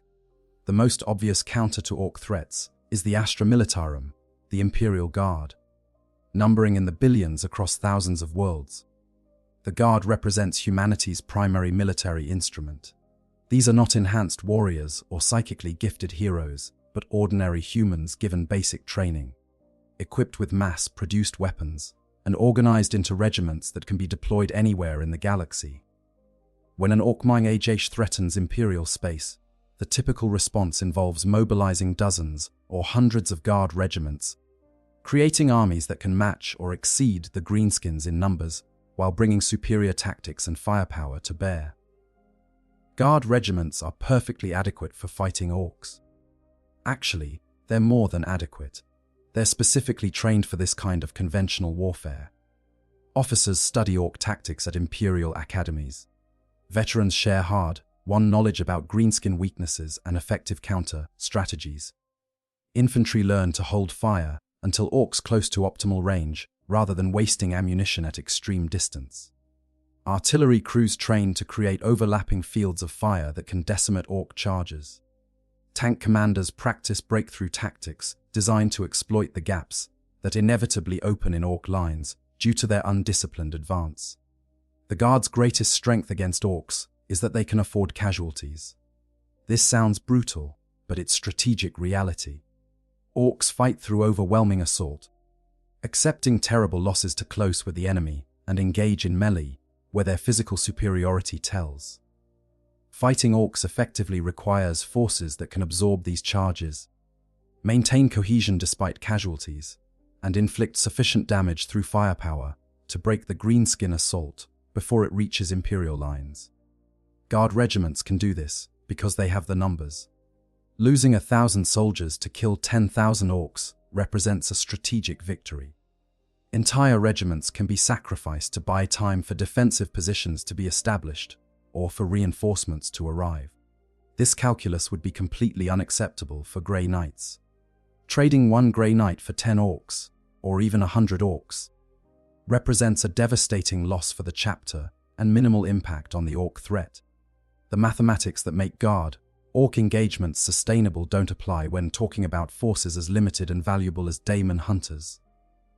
The Adeptus Astartes, Space Marines beyond the Grey Knights themselves, represent another force perfectly suited to fighting Orks. Nearly 1,000 chapters exist across the Imperium, each maintaining roughly 1,000 battle brothers. These are transhuman warriors, surgically enhanced and mentally conditioned to be humanity's finest soldiers. They are deployed in response to the gravest threats, and Ork WH40Ks absolutely qualify. Unlike Grey Knights, most Space Marine chapters are generalists. They train to fight any enemy in any environment. Their tactical doctrine is flexible, their equipment varied, and their experience broad. They have fought Orks countless times across 10 millennia of warfare and have developed comprehensive understanding of Greenskin weaknesses and effective countermeasures. They know how to target Ork leadership to break WH40K cohesion. They understand which Ork units pose the greatest threats and how to neutralize them efficiently. They possess the mobility and firepower to strike Ork formations decisively while avoiding the grinding attrition warfare that plays to Greenskin advantages. More importantly, Space Marine chapters can afford to dedicate significant resources to Ork fighting campaigns without compromising the Imperium's defense against other threats. If the Ultramarines commit 3 companies to countering an Ork WH40K, that's a substantial force. But there are still hundreds of other Space Marine chapters available to respond to threats elsewhere. The loss of Space Marines to Ork combat is tragic but sustainable in a way that Grey Knight's losses simply aren't. Some chapters specialize in fighting Orks specifically. The Crimson Fists have centuries of experience fighting greenskins and have developed tactics that are studied throughout the Imperium. The Salamander's preference for flame weapons makes them devastatingly effective against Ork hordes. The White Scar's mobile warfare doctrine allows them to strike Ork formations from unexpected directions and withdraw before the greenskins can effectively respond. These chapters represent specialized anti-Ork forces far more valuable against greenskins than the Grey Knights could ever be. The Deathwatch merits special consideration as the Imperium's premier Xenos hunting force, serving as chamber militant to the Ordo Xenos, just as Grey Knights serve the Ordo Malleus.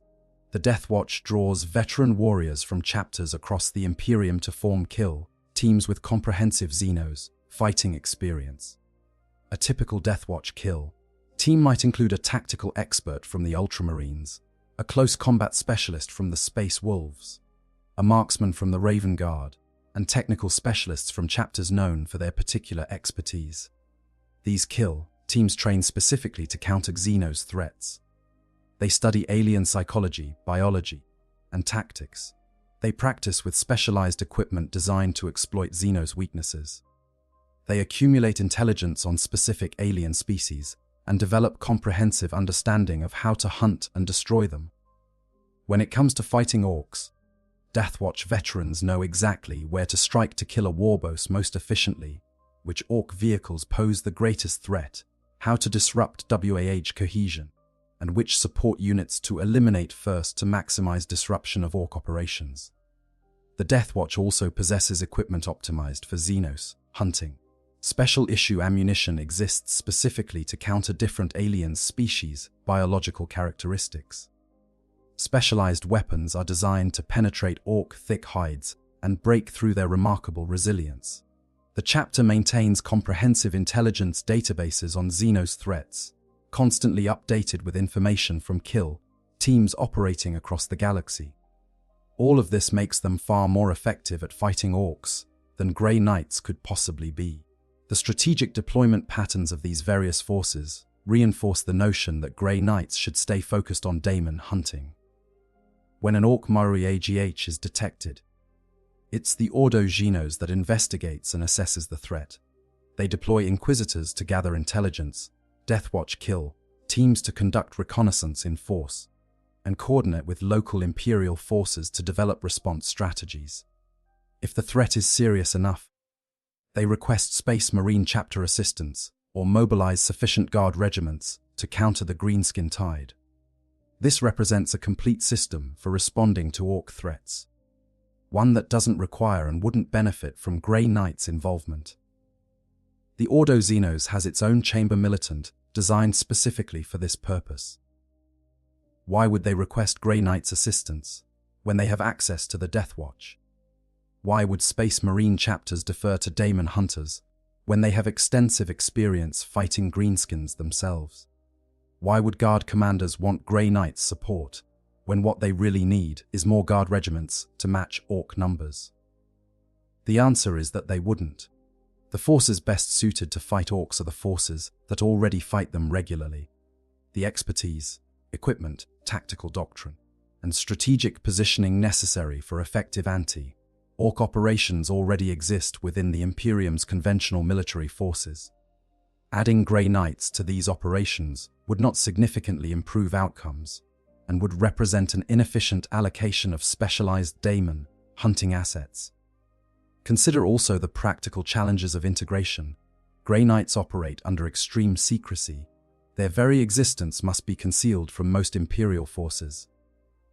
Deploying them alongside Guard regiments creates problems, because those Guardsmen will need to be mined, wiped, or executed afterward to maintain operational security.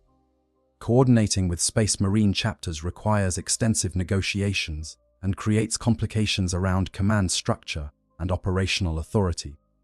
The Grey Knight's normal mode of operation, teleporting in, destroying the target, teleporting out, doesn't mesh well with the longer campaigns typically necessary to fully defeat Ork WH40Ks.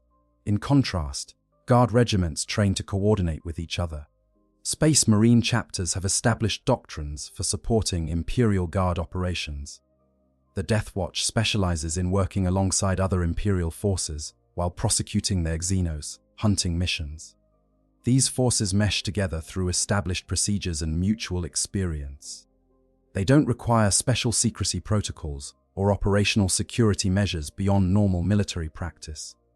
They can fight sustained campaigns, hold territory, and accomplish strategic objectives that go beyond simply destroying specific high-value targets. The existence of all these other forces, each better suited than the Grey Knights to fight Orks, creates a clear strategic imperative: let them do their job. Trust that the Imperium's conventional military forces can handle conventional military threats. Preserve the Grey Knights for the missions where their unique capabilities are absolutely necessary, where no other force in the galaxy can accomplish the objective. This isn't about the Grey Knights being unable to fight Orks or lacking the power to contribute meaningfully to anti-greenskin campaigns. It's about recognizing that the Imperium has other forces specifically designed for that mission, forces that don't carry the same opportunity costs, that don't represent the same irreplaceable assets, and that are already positioned and trained to counter Xenos threats effectively. The Grey Knights won't fight Orks because they don't need to, because other forces exist to handle that mission, and because preserving their strength for Daemon, hunting serves the Imperium's interests far better than diverting them to conflicts that competent conventional forces can win. Strategic philosophy and mission selection, the operational reality of Grey Knights, deployment descends ultimately from a strategic philosophy that governs not just this chapter, but much of how the Imperium functions at its highest levels.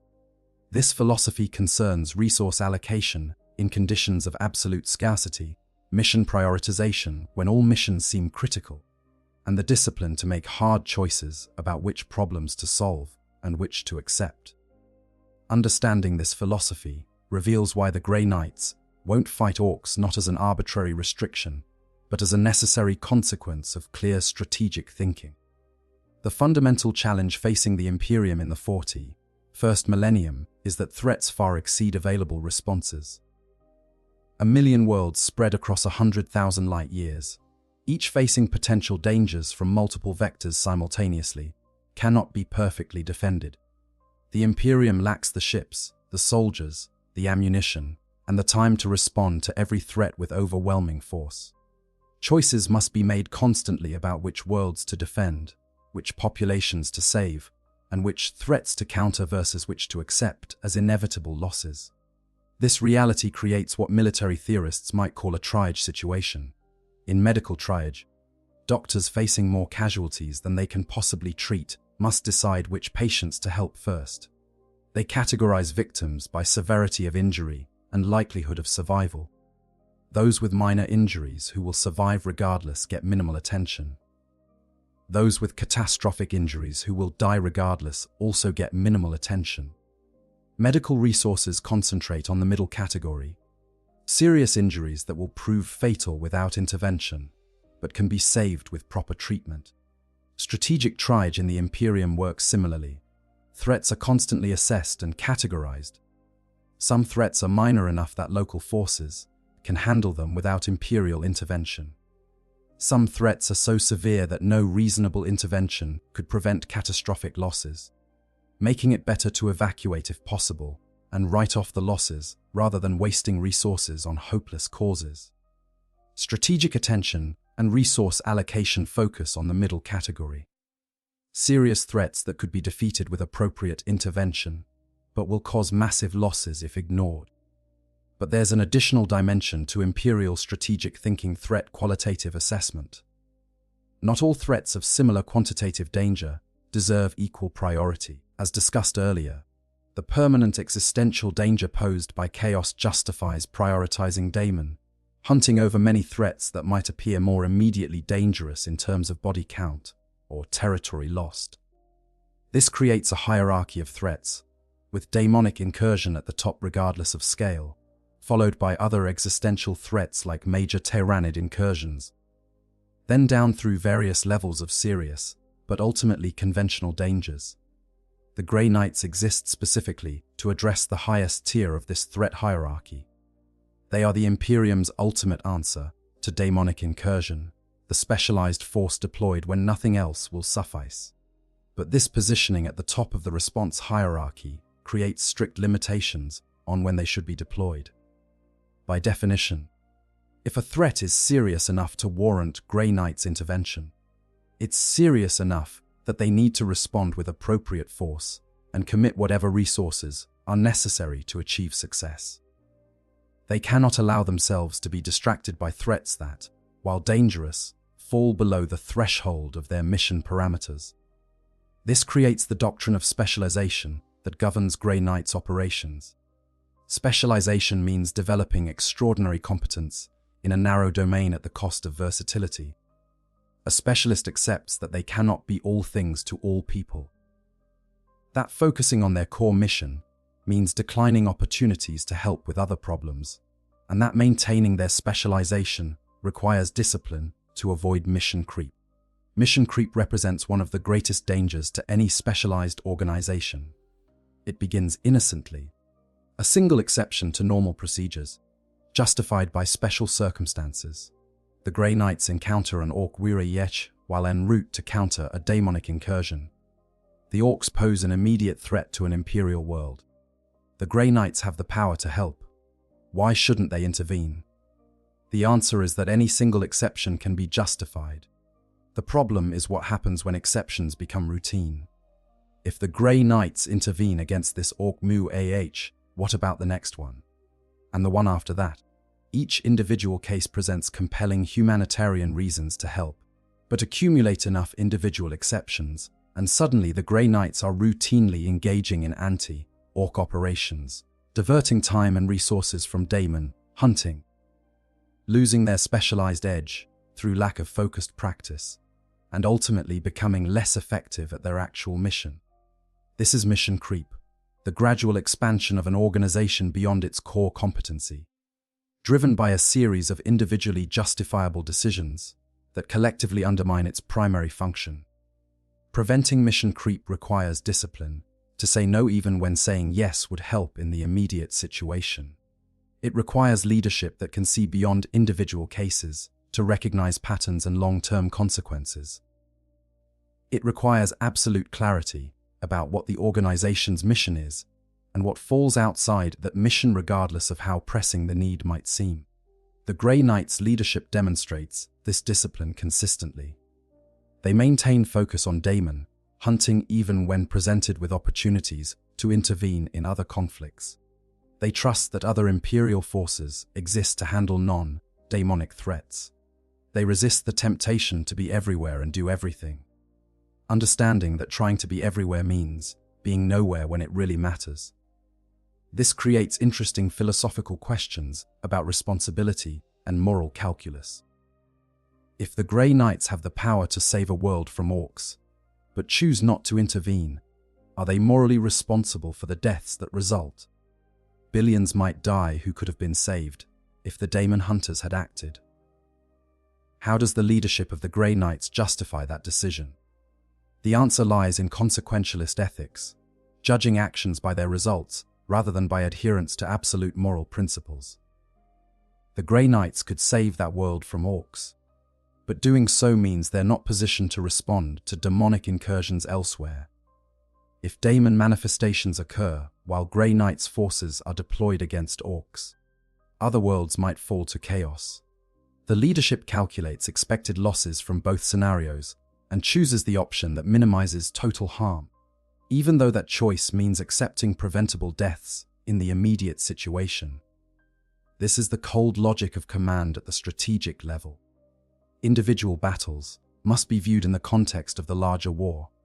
Individual worlds must be assessed based on their strategic value and the opportunity costs of defending them. individual lives, even in the billions, become numbers in a calculation that determines optimal force deployment across a galaxy where every choice carries life or death consequences for populations larger than have ever existed in human history prior to the age of technology. The Grey Knight's mission selection process reflects this strategic calculus. When Inquisitors of the Ordo Malleus identify potential targets for Grey Knight's intervention, they don't simply present a list of all daemonic threats detected. They provide analysis that includes the nature and scale of the daemonic presence. A single daemon versus a greater daemon versus a full demonic incursion makes enormous difference in force requirements. The strategic value of the target. Is this a hive world containing billions? A forge world producing critical war material? A shrine world of religious significance? Or a marginal outpost world with minimal population and limited strategic importance? The time sensitivity of the threat. Is this a nascent incursion that could be stopped with immediate intervention? An established daemon world that requires extensive resources to counter? Or a long-standing threat that, while serious, has existed for years and isn't actively expanding? Alternative force availability. Could other Imperial assets counter this threat? Are Space Marine chapters available to respond? Is the Ordo Malleus Inquisitor confident in their ability to handle the situation with their retinue and available conventional forces? Expected force requirements and casualty estimates. How many Grey Knights would be needed for success? What's the expected loss rate? Are sufficient forces available without compromising response capability elsewhere? This comprehensive analysis process ensures that Grey Knight's deployment serves strategic rather than tactical objectives. It prevents emotional decision-making based on individual tragedies and maintains focus on maximizing the chapter's impact across all their operations rather than optimizing for any single engagement.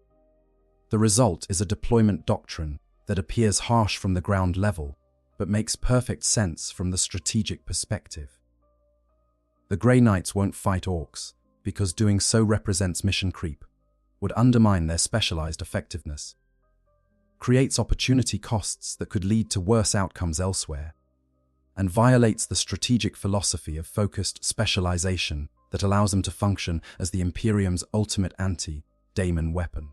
They understand that in a galaxy where every resource is scarce and every choice matters, the highest duty is not to do the most good you can imagine doing, but to do the most good you can actually accomplish with the resources available. For the Grey Knights, that means staying focused on daemon, hunting regardless of how many other worthy causes might benefit from their intervention. The secrecy factor.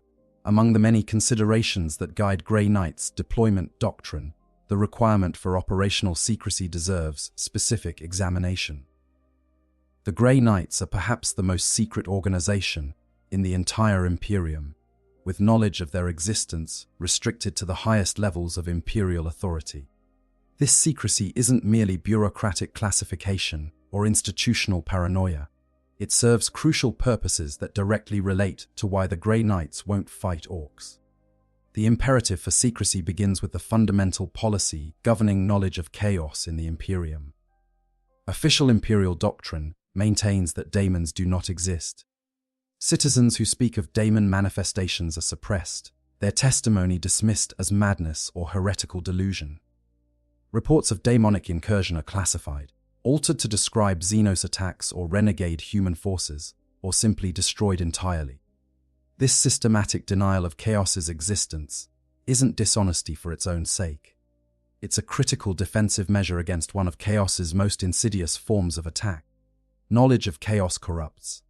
Simply knowing that the chaos gods exist, understanding that daemons can manifest in real space, learning about the promises of power and pleasure that chaos offers, all of this makes corruption more likely. Humans who know about chaos face temptation that humans ignorant of the ruinous powers never encounter. They might investigate forbidden lore out of curiosity, might experiment with demonic summoning despite knowing its danger, or might fall to despair upon understanding the true scale of the threat facing humanity and turn to chaos seeking meaning or power in a hostile universe. By maintaining the fiction that chaos doesn't exist, the Imperium protects billions of citizens from this corruption vector. They live and die never knowing about daemons, never facing the temptation of forbidden knowledge, their souls remaining untainted by even passive awareness of the ruinous powers. When they do encounter daemonic manifestations, they're told these are particularly grotesque xenos, or that they're suffering hallucinations induced by environmental factors. The lies protect them far more effectively than truth ever could. The Grey Knights exist as the Imperium's ultimate weapon against chaos, but their very existence violates the policy of denying chaos's reality. A Space Marine chapter dedicated entirely to fighting daemons implicitly confirms that daemons exist and pose sufficient threat to warrant specialized military response. If knowledge of the Grey Knights became widespread, it would compromise the entire policy of denying chaos, potentially exposing billions to the corruption that knowledge brings. This creates the operational security requirement that the Grey Knights remain absolutely secret. Only the highest levels of Imperial authority, the Inquisition, chapter masters of Space Marine chapters, the High Lords of Terror, and the most senior officers of the Imperial military, are permitted to know of their existence.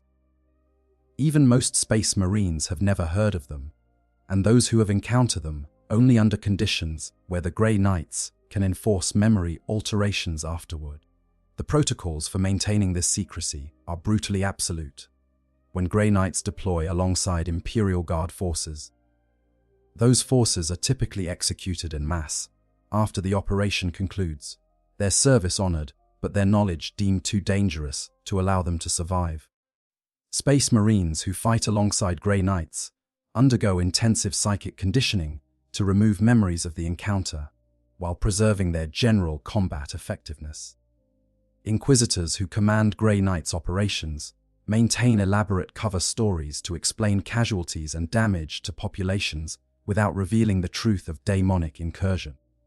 These protocols serve their purpose when the mission justifies them. If the Grey Knights deploy to counter a daemonic incursion, the secrecy measures are necessary.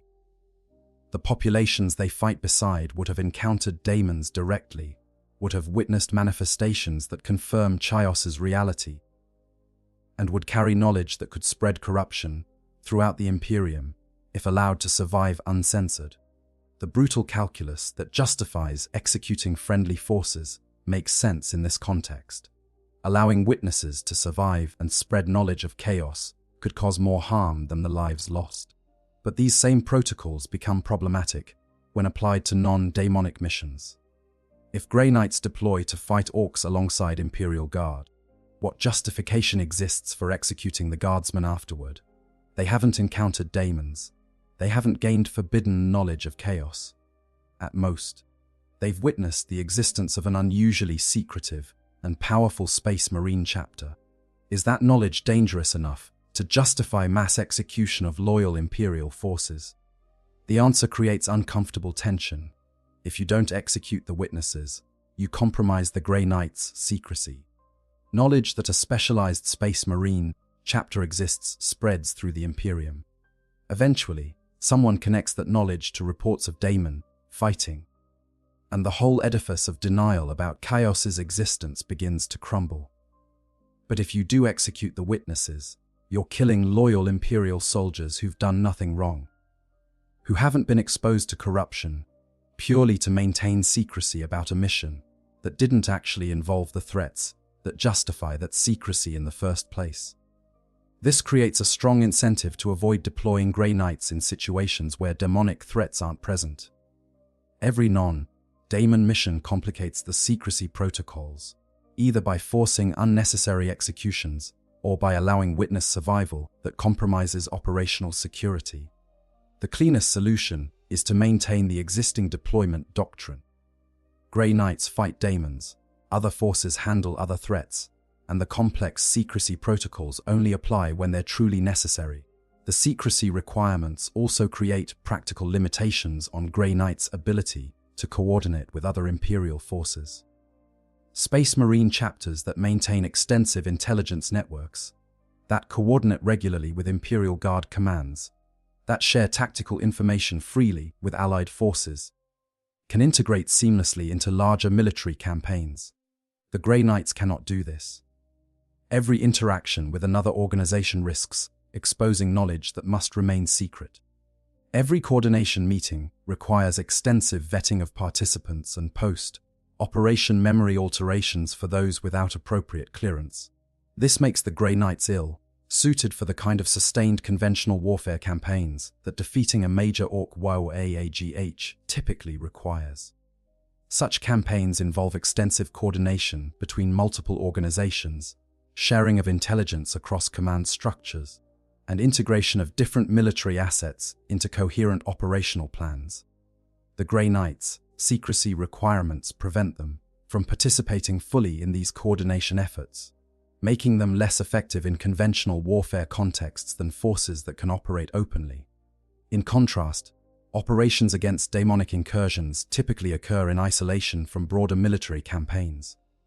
When daemons manifest, the situation becomes so desperate that maintaining secrecy takes second priority to immediate survival.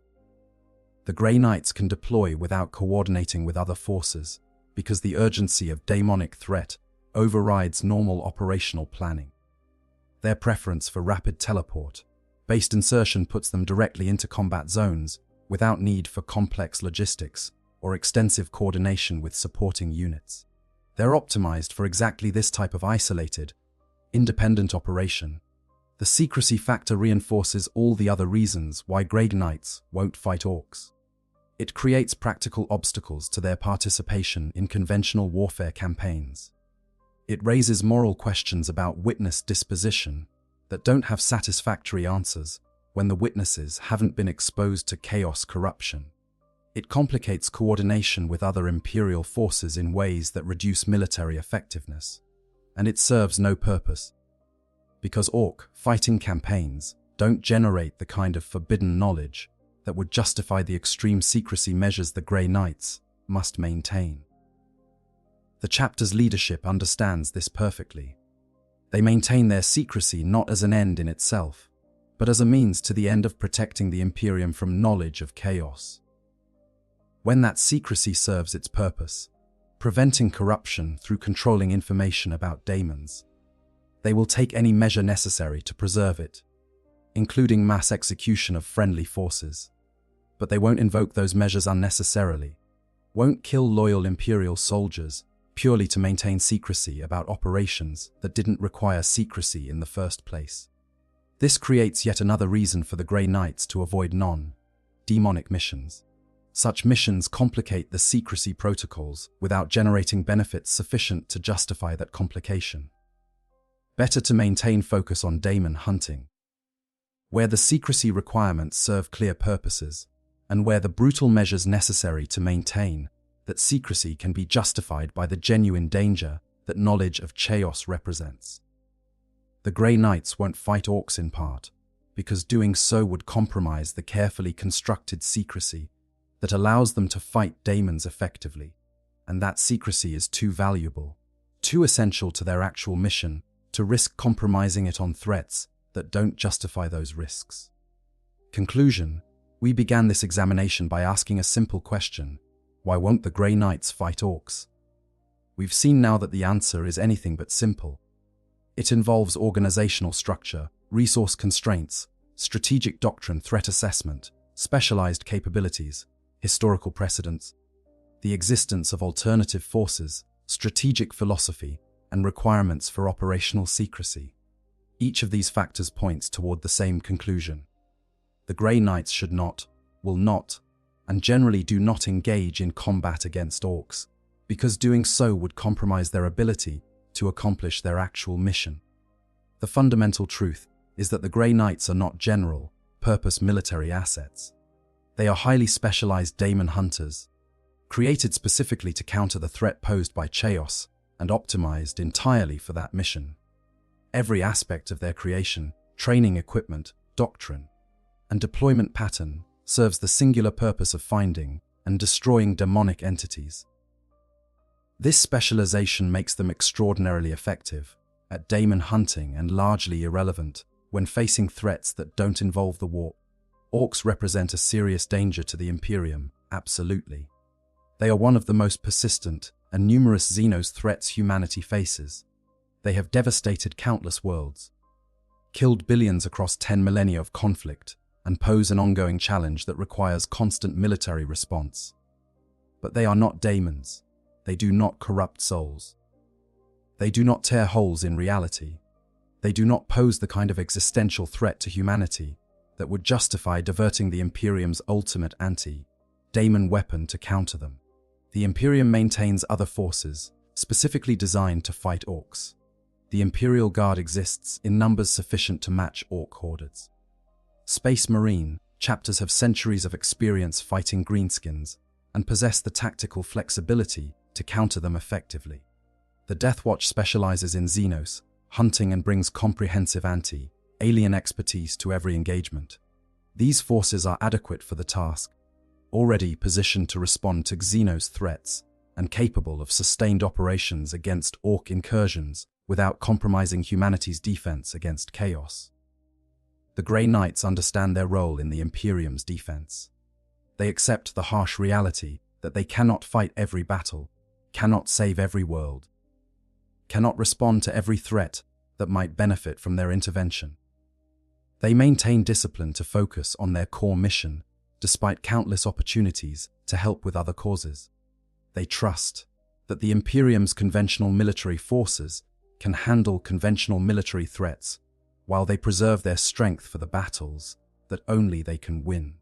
This discipline, this clarity of purpose, this unwavering focus on daemon hunting represents perhaps the Grey Knights' most important characteristic. It would be easy to deploy them against Orks, to use their power to save lives in the immediate situation, to become just another military asset among many. But doing so would make them less of what they actually are: the Emperor's ultimate weapon against the ruinous powers, the incorruptible defenders of humanity against the horrors of the warp, the specialist daemon hunters whose existence makes the crucial difference between worlds saved from chaos and worlds lost forever to damnation. In the grim darkness of the far future, where choices must be made constantly about which battles to fight and which losses to accept, the Grey Knights have made their choice. They will hunt daemons. They will banish the entities of chaos back into the warp. They will stand as humanity's shield against corruption and damnation. And they will let other forces better suited to conventional warfare, handle the endless war against Xenos threats like the Orks. This is not cowardice or shirking of duty. This is strategic wisdom of the highest order. This is the discipline to specialize absolutely in the mission for which you were created. This is the courage to say no even when saying yes would help in the moment, because you understand that your true duty lies elsewhere. The Grey Knights won't fight Orks, and in that refusal, they demonstrate exactly why they remain the Imperium's most valuable weapon against humanity's most dangerous enemies. If you've enjoyed this deep dive into Grey Knight's lore and strategic doctrine, consider subscribing to the channel. There's always more to explore in the grim darkness of the far future, more secrets to uncover, more stories to tell. Like this video if it helped you understand the complex reasoning behind Grey Knight's deployment doctrine, and share it with anyone who might be interested in the strategic considerations that govern the Imperium's most specialized forces. The Emperor protects, but the Grey Knights protect the Emperor's realm from threats that ordinary forces cannot counter. Understanding why they fight what they fight helps us understand the entire structure of Imperial defense and the terrible choices required to preserve humanity in a hostile galaxy.